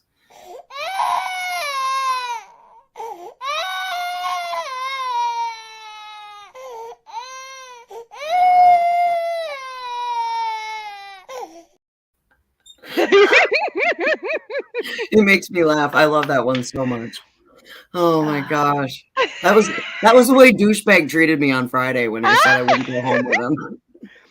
So yeah, if you're gonna come and cry, that's what we're gonna play. We're gonna play the baby button. If you want to be a baby, that's your choice. Oh gosh. Yeah, you're welcome. Of course, we You're want to be able welcome, to help Sunny. people. You know, if we can at least, both of us have said this before, if we can at least help one person out there, you know, this is also worth it. We want to be able to help you. We both have been through We've both been through a lot of stuff of different sorts, similar but different sorts, right? And so we want to use that to be able to share with you all and hopefully give you strength, inspiration.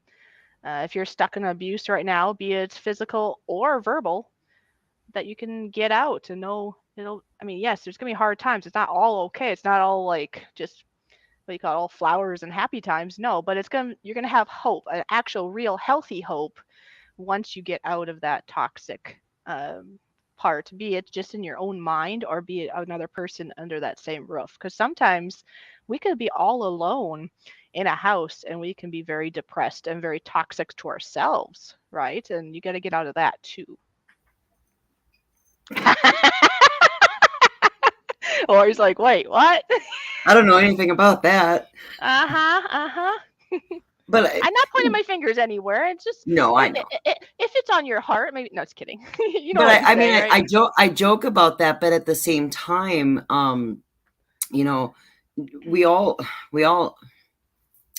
Sunny says, you know, you're the most confident person I know.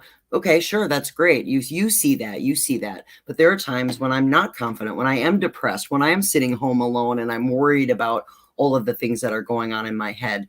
And it's important to have a support system in place, and that's hard to find. And we've talked about that last week when, yes. You know, it's difficult when you're stuck in a situation that isn't immediately you're able to be extracted from that, and you have to work really hard at trying to find solutions.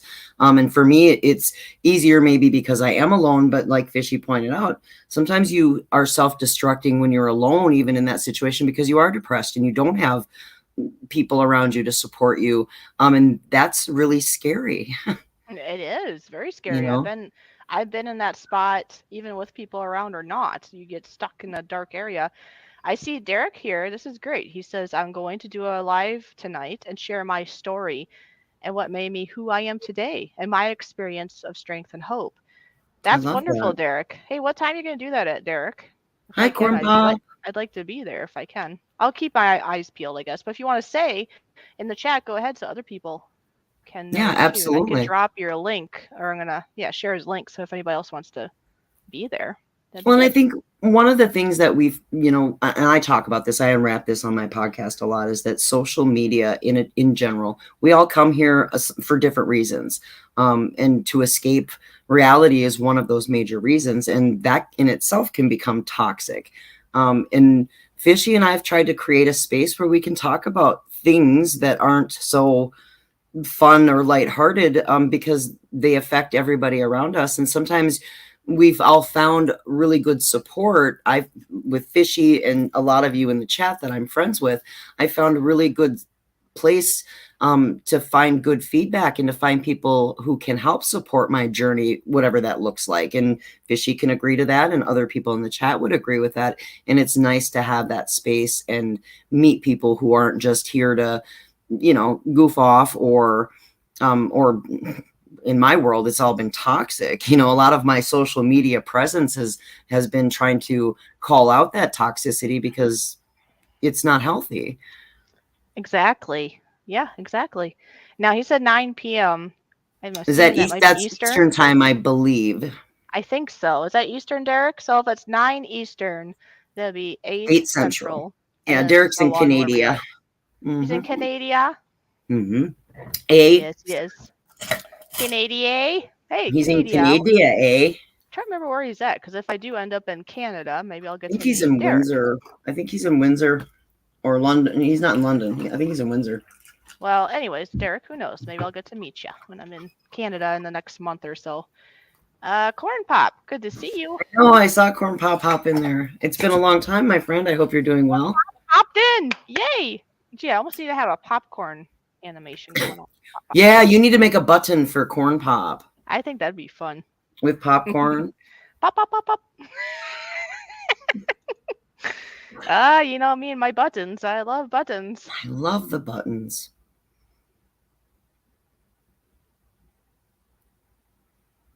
I know, we both stopped to read the chat. Yeah, There's we that do 5 don't we? seconds of uncomfortable silence, Fishy. Oh yes, I know. But silence is better than right? The talking etiquette or whatever you call it. How you speak. I have no filter. I don't know anything about etiquette. Well, okay, a long time ago when I was in 4-H, I remember my parents bringing me to some. It was like the county 4-H meeting, but then they had like somebody come in and they're a professional speaker.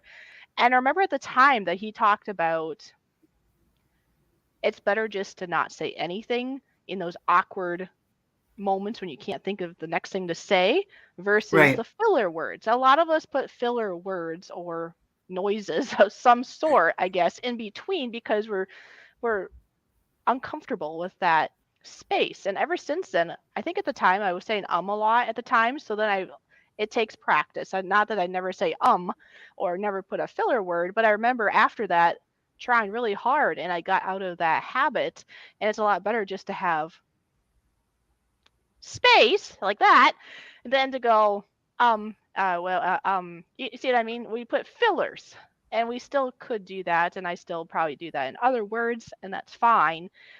It was just the word that I had tried to work on at that time. But I thought that was interesting because it's real. It's true. Think about it. If there's that space, sometimes we just want to fill it in with something.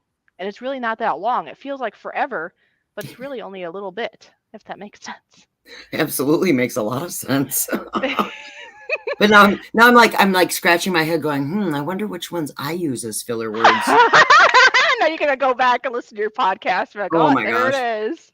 I do, seriously, and I do. A lot of people be like, "Oh, you listen to your own stuff?" Yeah, absolutely, I do, because I talk about some good stuff, but sometimes I need a reminder of what I've learned, and I have to go back. But sometimes I'll be like, "Oh, maybe I shouldn't have said that," So when you say you kind of criticize your own stuff, but I've recognized that too. I'm like, "Oh, I gotta stop making that noise," or I go a lot.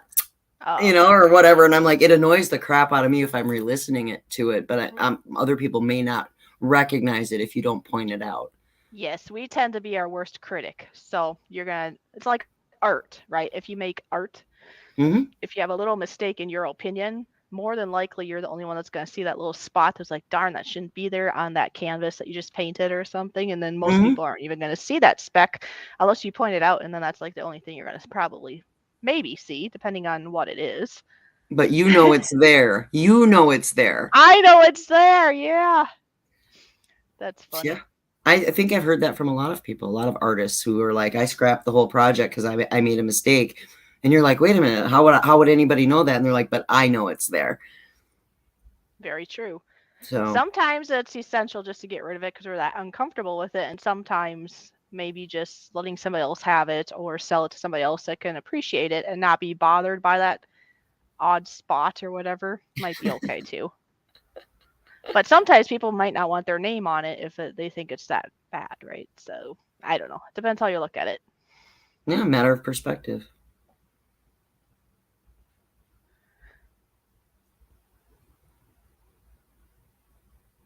No, I'm just kidding.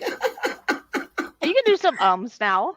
Well, no, because with it, more of those 7 seconds of silence.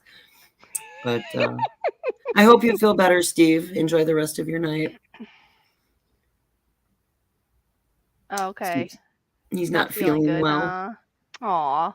I'm a little. Well, I don't know if you recognize that. I'm really hoarse. I caught like the allergy thing here is just crazy in the weather, and so I'm really hoarse, and I'm normally not this hoarse. So, right?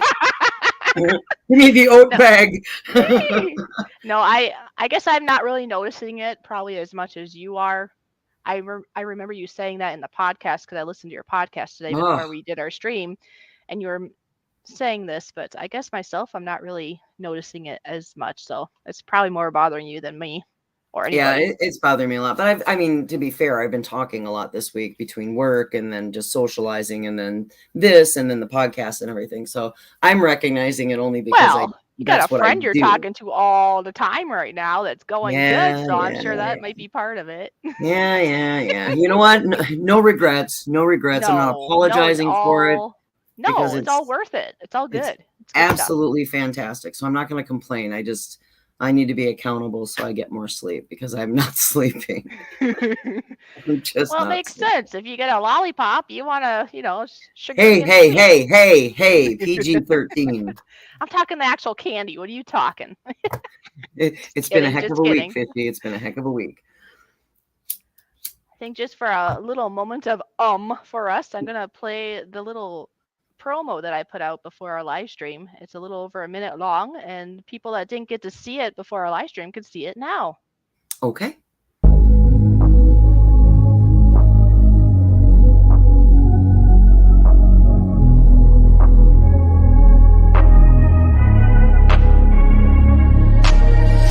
I'm changing who I am. I'm making a new plan, rearranging my life, and I won't look back ever again.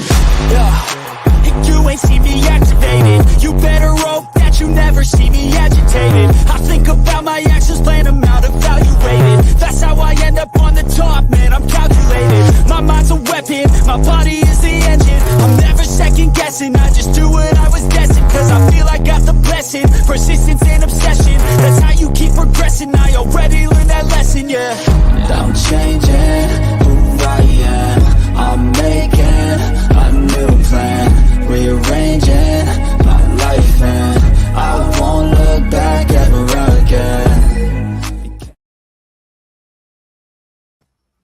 So cute. You are so talented. I had fun doing that. I first came up with the little scenario of you and I with all our knowledgeable books and us having a nice conversation, right? In our little office there. I love it. Got some good, more Neffix, Neffex copyright free music. That one's called, what was that one called? I don't remember now. I think I told you. You told me earlier and I forgot.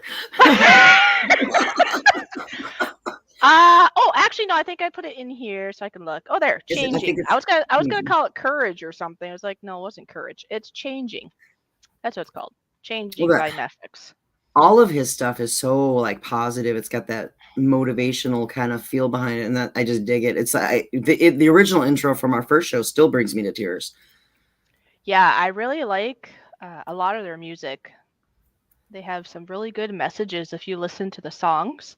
Mm-hmm. And as you can tell, they have nice beat too. Nice kind of, I don't know if you call it rocky, but kind of just a good groove, a good rhythm, a good beat with the song.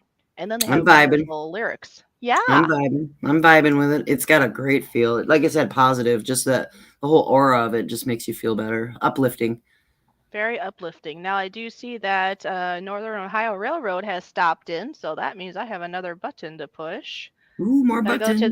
I gotta go to the udder room. The udder room. Yes. Moo. Speaking of mooing, here you go, Nora.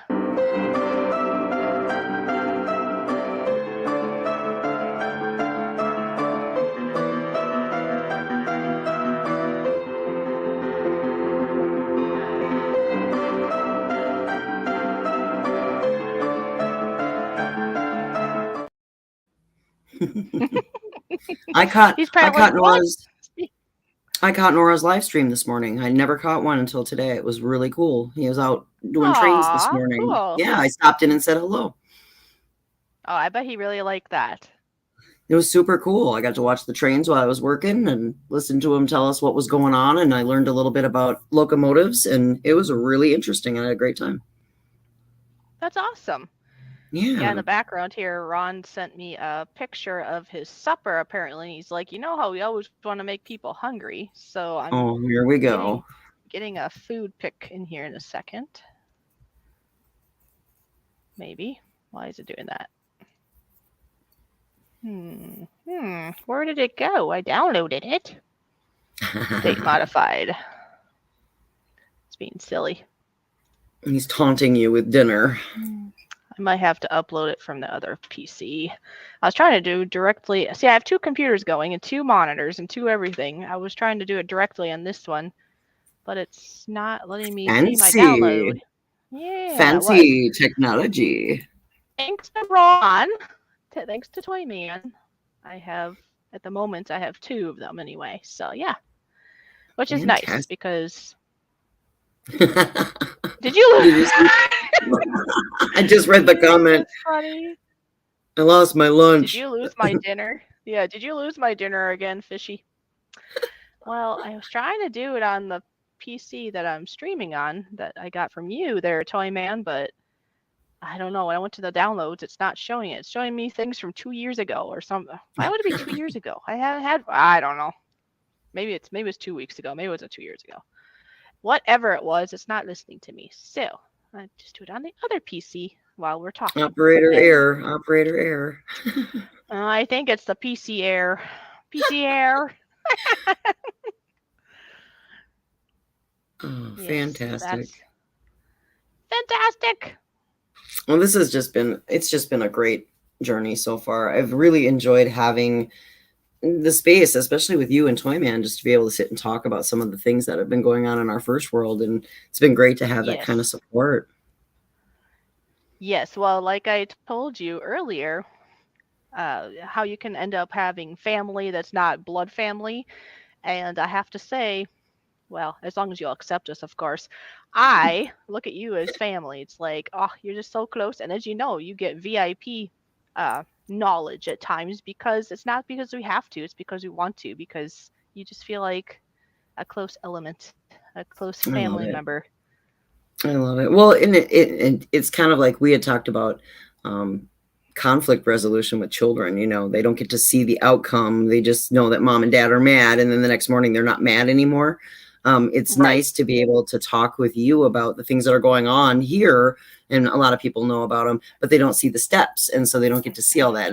And I'm kind of honored that you share that with me because it's really neat to see the growth and the progress, and I enjoy that. Yeah. Yep, and we know that you enjoy that, and we enjoy sharing because we want to. It's very here sweet. We go. Here we go. Here is Toyman's dinner. Looks like some chicken legs, so spiced up nice, along with some noodles. They're probably spicy, right? So the noodles will probably cool them down a little. Is that what the thought is, maybe? Are you saying that Toyman is spicy? He can be spicy, I think. Yes. Ah, you're funny. You are funny.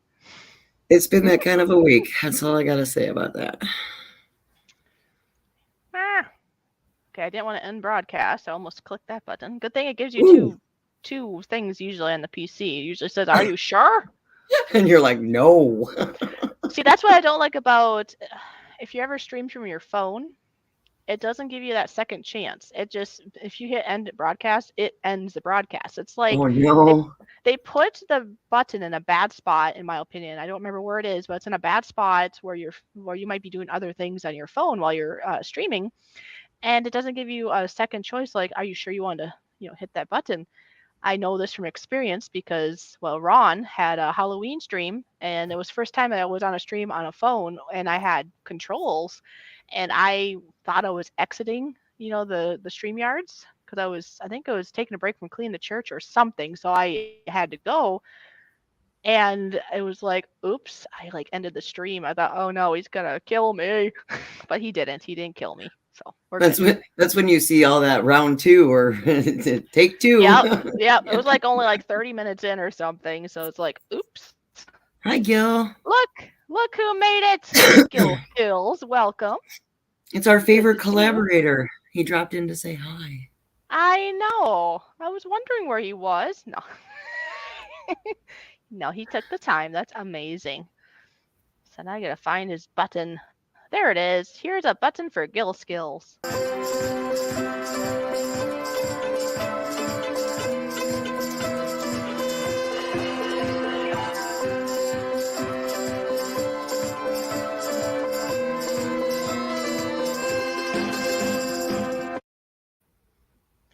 I And love did you his hear the button. music? You hear the music with it?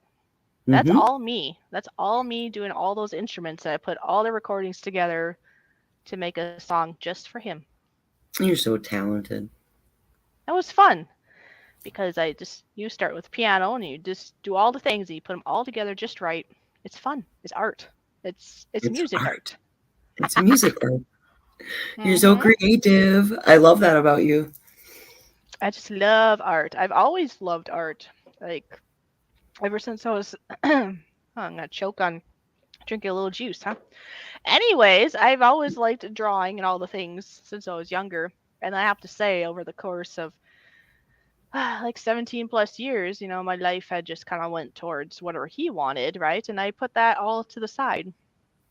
About 10 years in, when I was a little bit handicapped from getting, jumped on by a cow and I was on crutches, that's about the time I found my piano again because I hadn't even played much piano in all those years. I just didn't take the time for me. I was always doing what he wanted and what other people wanted. So I found my piano again about 10 years into the marriage. And now that I'm out of that circumstance, as you know, I've been doing some artwork. I've never done acrylic painting before. So I wanted to try doing that. And they're just gorgeous. The paintings are really pretty. Just getting into Here we go. doing art of some sort again. And this is what I've been doing so far. I've also been doing some needlepoint. So lots of fun. Eventually, I'd like to do piano again, but at the moment, there is no piano here, so I can't really play piano at the moment, but I will eventually. Well, and it's unfortunate that, you get caught up in so many things that you don't have your outlet. And for you, art is your creative outlet, and it helps you mind, body, and spirit, right? It helps you heal. It helps you do all those things. And now that you're getting a chance to explore that again, it helps to enhance your healing process because now you have your creative outlet back. And I feel that way about the things that I do as well. And without that, it's stifling to not have those outlets. Yep, so it's really great. True. It's great that you're able to get that back. And then you feel motivated, right? You're like, oh, I got this project. And then when you're done, you have a result that you can be proud of and go, I did this. This is for me. And this made me feel good. And it's not, people will be like, well, that's selfish. Yeah, absolutely. It is selfish, but it should be. You should be taking care of yourself. Yes. Yeah. Because that's something that they'll say. And it's not always like, okay, sometimes I think in the churches and like religions like such, they want you to not think of yourself, not take care of yourself, take care of others first kind of thought. But see, you got to take care of yourself first. It makes me think of the thought that it says to love your neighbors as much as yourself. Well, you can't love the neighbors as much of yourself if you aren't loving yourself first. A lot of us neglect ourselves and maybe even spread ourselves thin to people please or whatever it is we're doing in life, and we don't take care of us. And we can't last long that way. And we do need our sleep too, don't we, sometimes? Wink, wink. Anyway. You're doing it again, aren't you?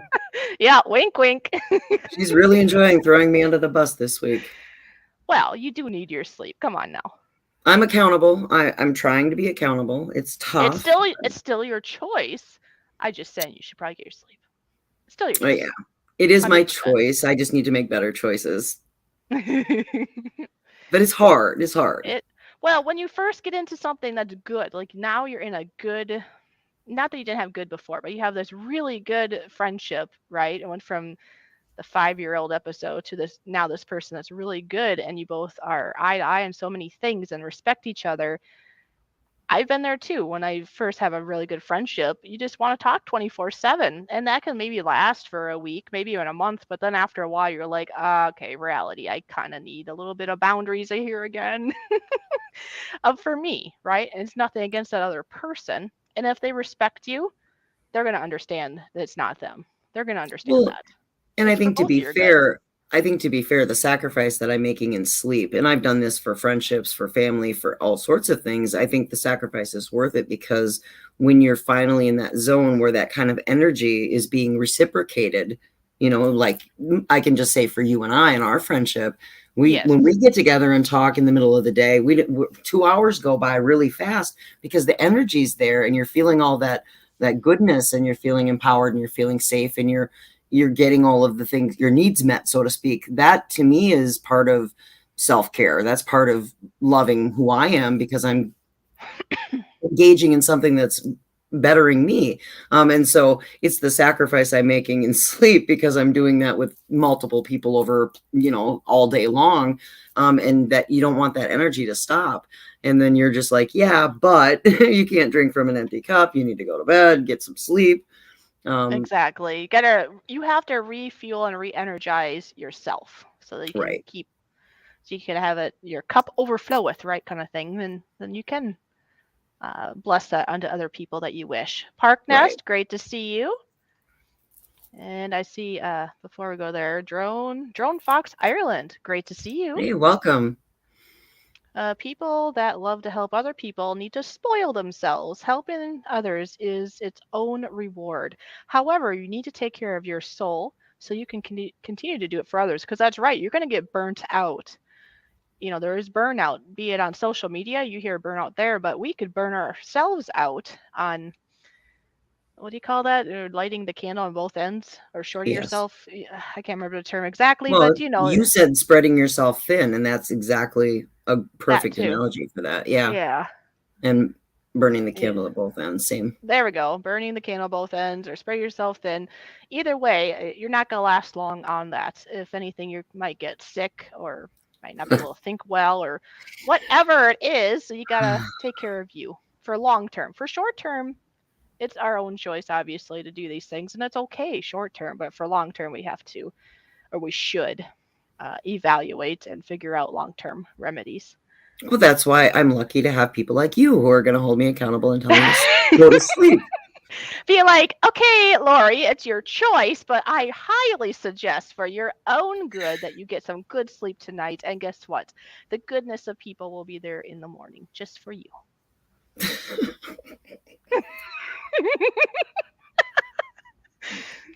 Look at her. She doesn't know what to do with that. Was that a yawn? Oh. No. Just kidding. No. I don't know. I think she just, I'm just. I'm lost for words. You're lost for words. Robin Williams is a good example. Yeah, I agree.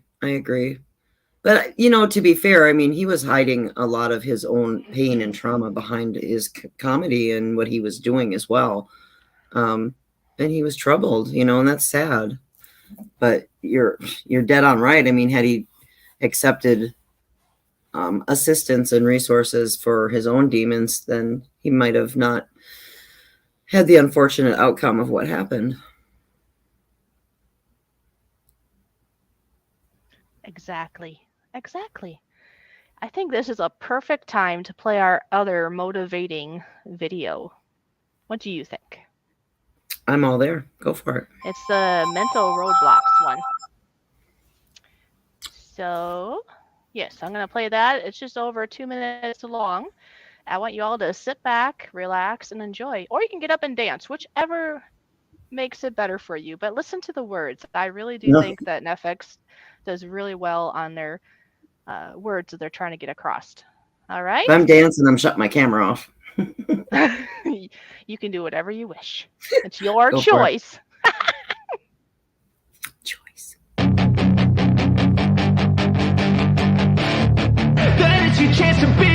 Hey kid, don't ever let them get inside your head. They'll tell you what to do in life instead of everything you know that you could get. Don't let them guide your life towards regret. I'll fight for what I love with every breath. My past is filled with things I won't forget. I use them all to push me to my best. So treat the worst of times just like a test. If only I could go back in time, I'd tell myself that everything will end up alright. Just push yourself, test yourself, figure out what you like, and find your limits, don't be rigid, always work towards a prime. Surround yourself with open minds, people can change your life. A few friends with intent can help you feel alive. Find a passion, take some action, and with a little time, just be patient, make a statement, try to enjoy your life. They'll try to kick you while you're down. They wanna rise up while you drown. They wanna fill your head with doubt. They're silently scared that you'll figure it out. I'll make it look like I'm losing, won't bother hiding my bruises. And when they finally think you're wounded, then it's your chance to be ruthless.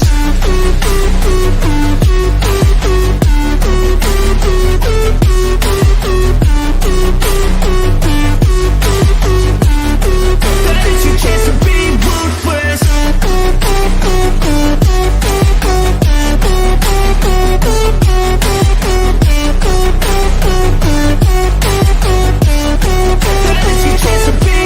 They don't wanna see me make it, they don't wanna see me care. Anytime I make some progress, I can see that they compare. I think everyone's against me, maybe something in the air. Am I paranoid? I swear a void is forming and they're scared. I walk a straight path, not many can say that. I like to play fast, cross me and there's payback. You better pray that I don't see your face at any place that I go. I know you hate that. I've been doing fine, I'm not wasting any more time. I live for the fight and the climb, and I think that the pain that's deep inside is what defines. And there you go. I love that.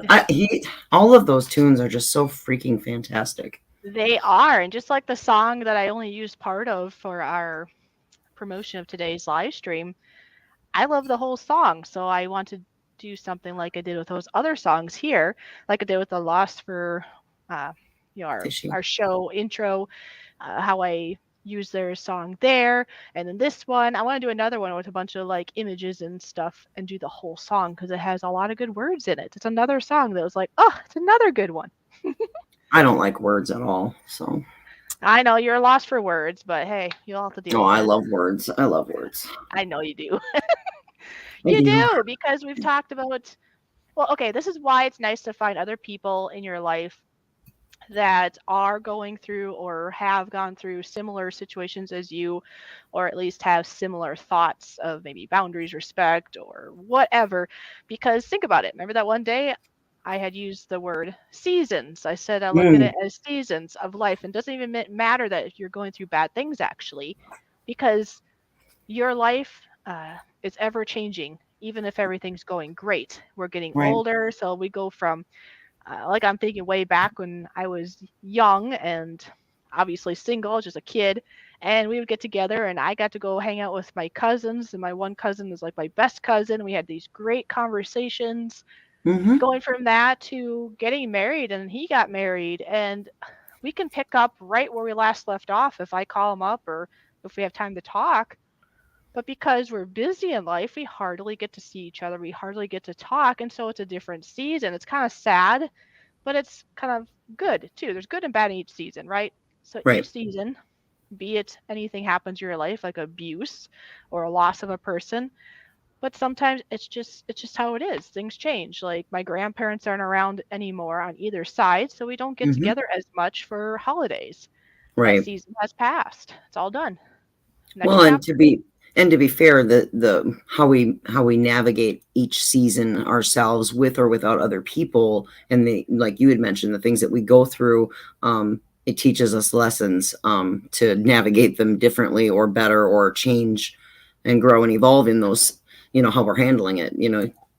Like for you live in the frozen tundra. You get 5 feet of snow one winter and you have to go out there and back break shovel it. The next season, you're going to learn better to get a snowblower, So, we use those, or, you could use that same analogy with raking leaves in the fall, or, anything like that, is that we take the lessons that we learn and they become very important in helping us recognize how we can navigate those on that journey, for good or for bad. Because if you keep shoveling 5 feet of snow, you might have a heart attack, or, if you don't put salt down, you're going to slip and fall on the ice and break your back. Yes, or if I don't know, if we end up being a chimney all the time, you never know what'll happen, right? And blow smoke. Yeah, or eat too much sugar. I mean, it goes for anything. There's all kinds of balance. We get to make that choice of our habits in life or things we have to do. Yeah, we might have to shovel snow, but we better take our time or get a snowblower or move to North Carolina. You know. Yay!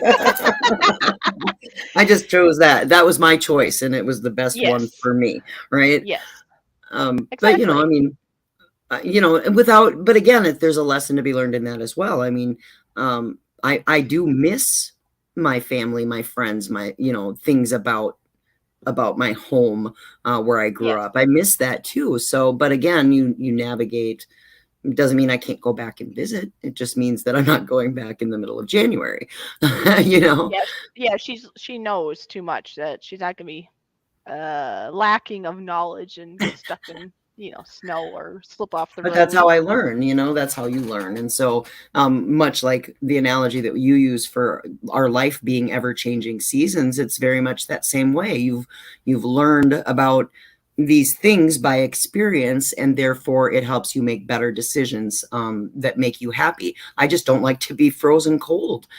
So therefore I decided to be in a space where I don't have to deal with that anymore. And that's a personal choice. It doesn't, lots of people like to be cold and navigate that path different. So, but my own life experience has given me the ability to learn those lessons and pay attention to them.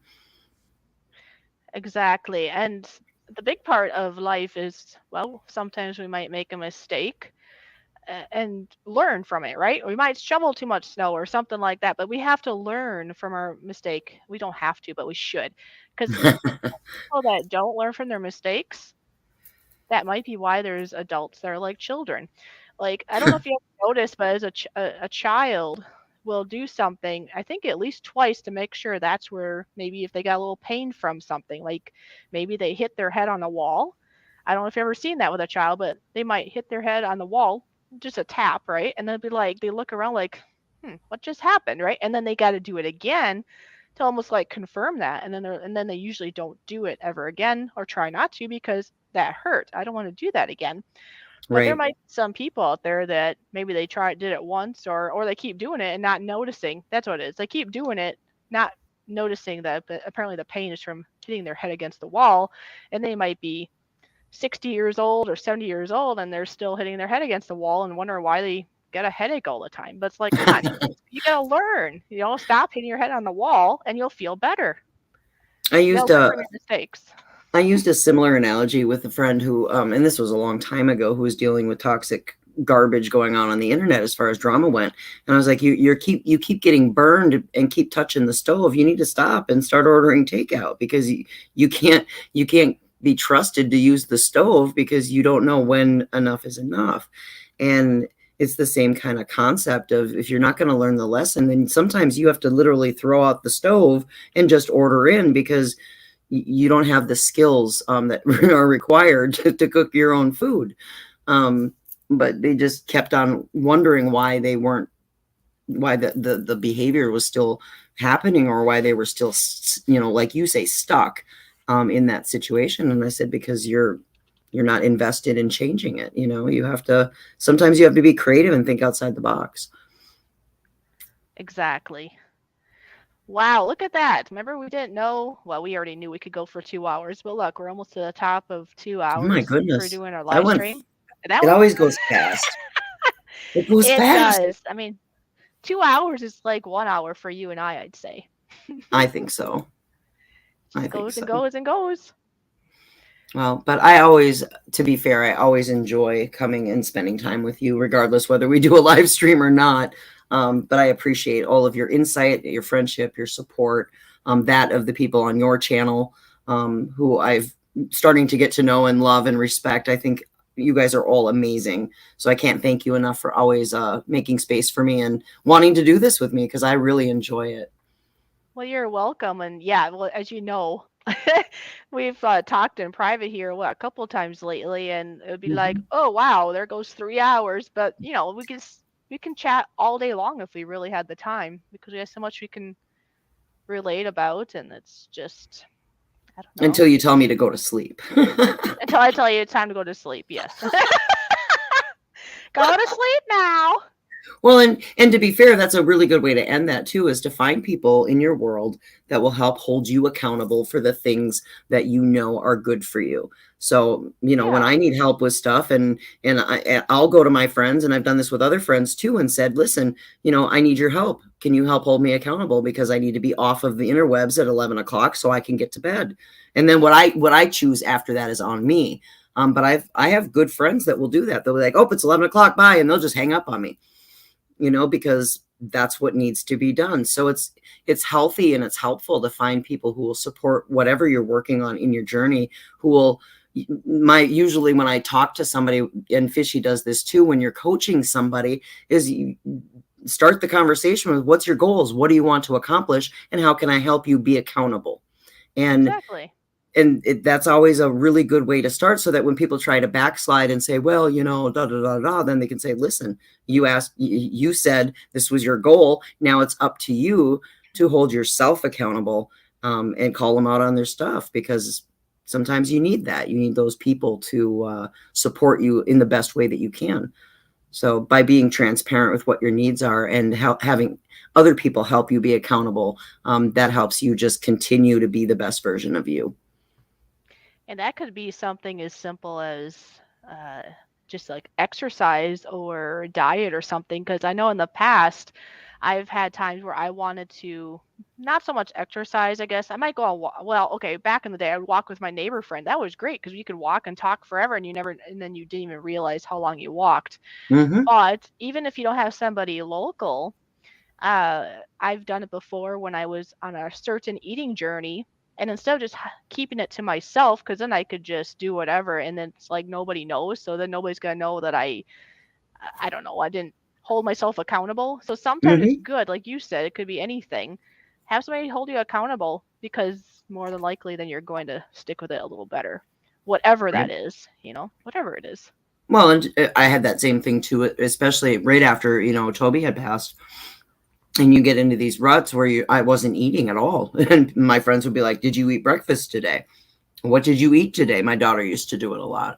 What did you Right. eat today? And I'd have to list off everything. And she'd be like, that's not enough. You need to drink more water. You need to eat this, you know, and try to get back into that thing. And having that kind of support sometimes is really important, especially when you're in a spot where, in your case, you're at home and you're in a really toxic environment. And in my case, it was just, you know, dealing with the grief loss and journey. But to have somebody sit down and say, no, that's not acceptable. And you know, it's not, and to help you be aware of that. Yeah, I still like this saying. I know it's kind of a different topic, back to like abuse and stuff, but I like how I saw this on another YouTube video I watched, but the lady said it's like a toilet. She said, don't be an abuser's toilet. Don't accept their crap. Walk away. I don't know. I just thought that was a funny analogy. It is. I don't It want their absolutely is. stinky crap. No, go away. Well, the advantage, Sonny, the advantage of that is that even though people are far away, you know, technology, yeah, you use technology to make it work. I'm very good at that. But now I'm trying to learn to do it in my first world, because it's becoming more important. I can't just be on social media and have virtual friends because it's safe. I need to get out there and meet real people, and learn that lesson again, because it's hard, Yeah, you there know, is so a it's difference. There is a different difference. season. Like talking to somebody online, even through the screen, I mean, that's the best you can get. Like Lori and I, when we talk, that's the best we can get at this moment in time, because I don't live in North Carolina and she doesn't live in Minnesota. Hmm. But there is still something different when you're actually in the same room as another human being. There is something different about that, and we do need that whenever we're able to do that. It's different, you know what I mean, right? It is. It's good. It's usually good stuff as long as you're around somebody it's not toxic, of course. But it's something we need, and some people end up isolating themselves so much that all they depend on is through phone calls and technology, and I don't think it's as healthy. I think you do need to be around actual humans in real, like a real space at times Right.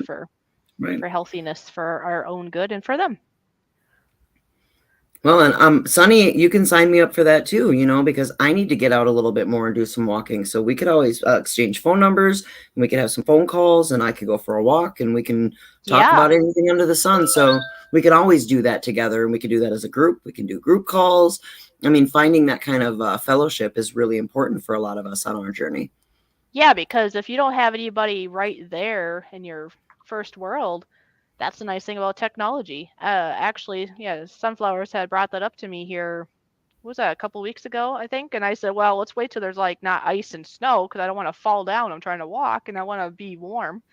But she was thinking later on when it gets to be nice out to have somebody to talk to, or we could do a group call like you guys are saying. That'd be great, something, and that keeps us motivated. It gives us somebody to talk to, and it keeps us accountable for what we want to do that day. Absolutely. Then on a slightly different topic before we end is that Toyman and I, we are still planning to travel. We're not able to pinpoint the dates yet because I am waiting for my passport, because the thought is and result is I will end up going to Canada and staying in Canada for a couple of months. Now, originally our travel plans were to be to like from South Dakota all the way to North Carolina. Then we had adjusted it from like Wisconsin down to North Carolina, but because of the time frame and everything costs money, right? The places to stay, gas, and time invested of taking off of work. So now our time is more limited. So we'll be going from Wisconsin to Illinois to Indiana to Ohio into Michigan, and then of course into Canada. So sadly, we're not going to go all the way to North Carolina this time around. But anybody that would be interested of maybe meeting us in our journey of what we're going to do this time, you can always get in contact with myself or Toyman, and we can give you a little bit more details to what cities we're planning to stop at or be through. And who knows, maybe you'll be able to travel and meet us, or we'll see you maybe in another journey another day. Yeah, because you had mentioned that to me earlier today, and you said, well, sadly we're not going to make it. And I said, you know what? Right. We'll talk offline. We'll figure out where you're going to be and when. And I said, there's a really good possibility I might be able to come to you this time. Right. And I will. Right. If I am able, I will bend over backwards and try. And if not, then we'll meet soon. But I look forward to it. It'll give me an opportunity to get out of my comfort zone a little and go visit. Well, exactly, and it's understandable. I mean, it'd be great. Let's say, like your scenario, it'd be great if you'll be able to travel, and because I would love to meet you in person, obviously. But at the same time, we both understand, like you understand why we can't come that way, and I understand if you're I'm not quitting able to meet YouTube, us. Fishy, because you're not coming to meet me. I'm quitting. Oh, That's yeah. it. I'm done. I'm Hashtag done. allegedly, whatever. Hashtag allegedly. Hate stream. Hate I'm stream, doing a that's hate stream right. about you tomorrow. All right, I look forward to it. Maybe a How podcast. dare you? How dare you? If you want. Okay, we could do a podcast on that. Tell me what hurt you are. No, we're just being funny, folks. I mean, come on, Absolutely. if you have true friends that are realistic and they understand, they're not going to get mad at you. We might be disappointed a little. Yeah, I'm disappointed that potentially I might not get to see Lori, and maybe I will. We don't know that for sure, but we always know there's another day, and I don't know. There's just life. We just understand, right? So Absolutely. So Well, with my that, dear, folks, yeah, we're at the top of the hour. So with that, unless you have do you have any last words? I don't. Just again to thank you, your viewers, everybody for inviting me and welcoming me here in your space, because I love it here, and I hope you guys have some good downtime, and we'll keep watching your little videos and shorts in your vlog. Don't forget, you guys, to watch Fishy's vlogs. She'll be putting them out periodically, and then when travel time starts, we'll all be waiting at the edge of our seats for some travel videos, right? Yes. Thanks for bringing that up. That I almost forgot to re-mention that I will not be doing any more, not any more planned live streams anyways. I mean, I suppose there's a possibility of maybe if somebody wanted me to be on their show or something, but I'm not planning, and Toyman's not really planning to do any live streams. We're taking a little break. I have other things to figure out, things I need to pack and ways to make money and all those kind of things, right? And just mentally taking a break, because there's a lot of energy that gets put into these live streams. And Toyman is working on his house. They're renovating it. He wants to turn around and sell it in the spring. So we're both busy and we need a break. bought, and hopefully within a month or less. I mean, it kind of depends on when this passport comes. But once that adventure starts, we are going to be putting out. We'll probably put out videos probably after the fact. I'm thinking it'll probably be live feeds you're going to get. So it'll be like day one, and you'll get like live feeds. I don't know if there'll be a couple live feeds or one live feed a day. I don't even know. But yeah, you're going to get things from us starting on our little adventure. So, I can't wait. I can't wait to see them. Hi, Rudy. Good to see you. So anyways, thanks for that reminder that, there'll be no more live streams from Toyman or I for a few weeks. But when we start up again, we'll be on the road. That's our plan anyway. I'm excited.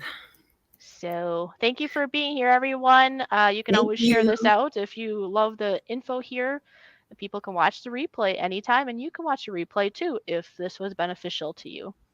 And one more little thing, it would be if you can think of any other topics that you would like Lori and I to talk about, you could always put that in the comments or just directly let us know behind the scenes. And I don't plan on doing any more live streams, but you might come and do a podcast with me. Exactly. That doesn't mean that we can't do a podcast. So give us comments. We like that. I know Lori likes to have people give suggestions, because once we have a suggestion, then we can run with that. Give us an idea. Give us any of your ideas, things you want to hear about, things you want us to talk about, and we will be happy to go over them. All right. Well, with that, I'm just going to do the outro. I'm going to do the Losfer outro. The intro is now the outro. So bye, everyone. Bye. I've seen a lot of change, been through a lot of pain. Some things are not the same as they were a year ago, but all will be okay. I move on each and every day. The past is where it stays, way back a year ago. I've changed for the better this time. I thought I would never be fine. I strive just to say I'm alright, and for the first time in a long time I'm alright. I've seen a lot of change, been through a lot of pain. Some things are not the same as they were a year ago, but all will be okay. I move on each and every day. The past is where it stays, way back a year ago.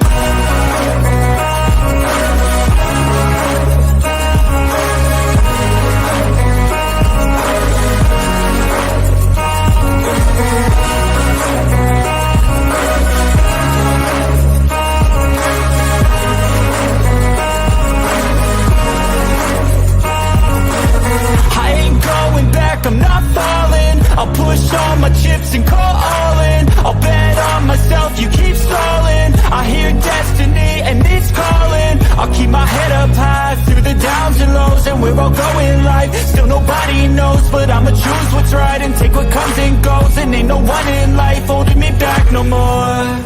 I've seen a lot of change, been through a lot of pain. Some things are not the same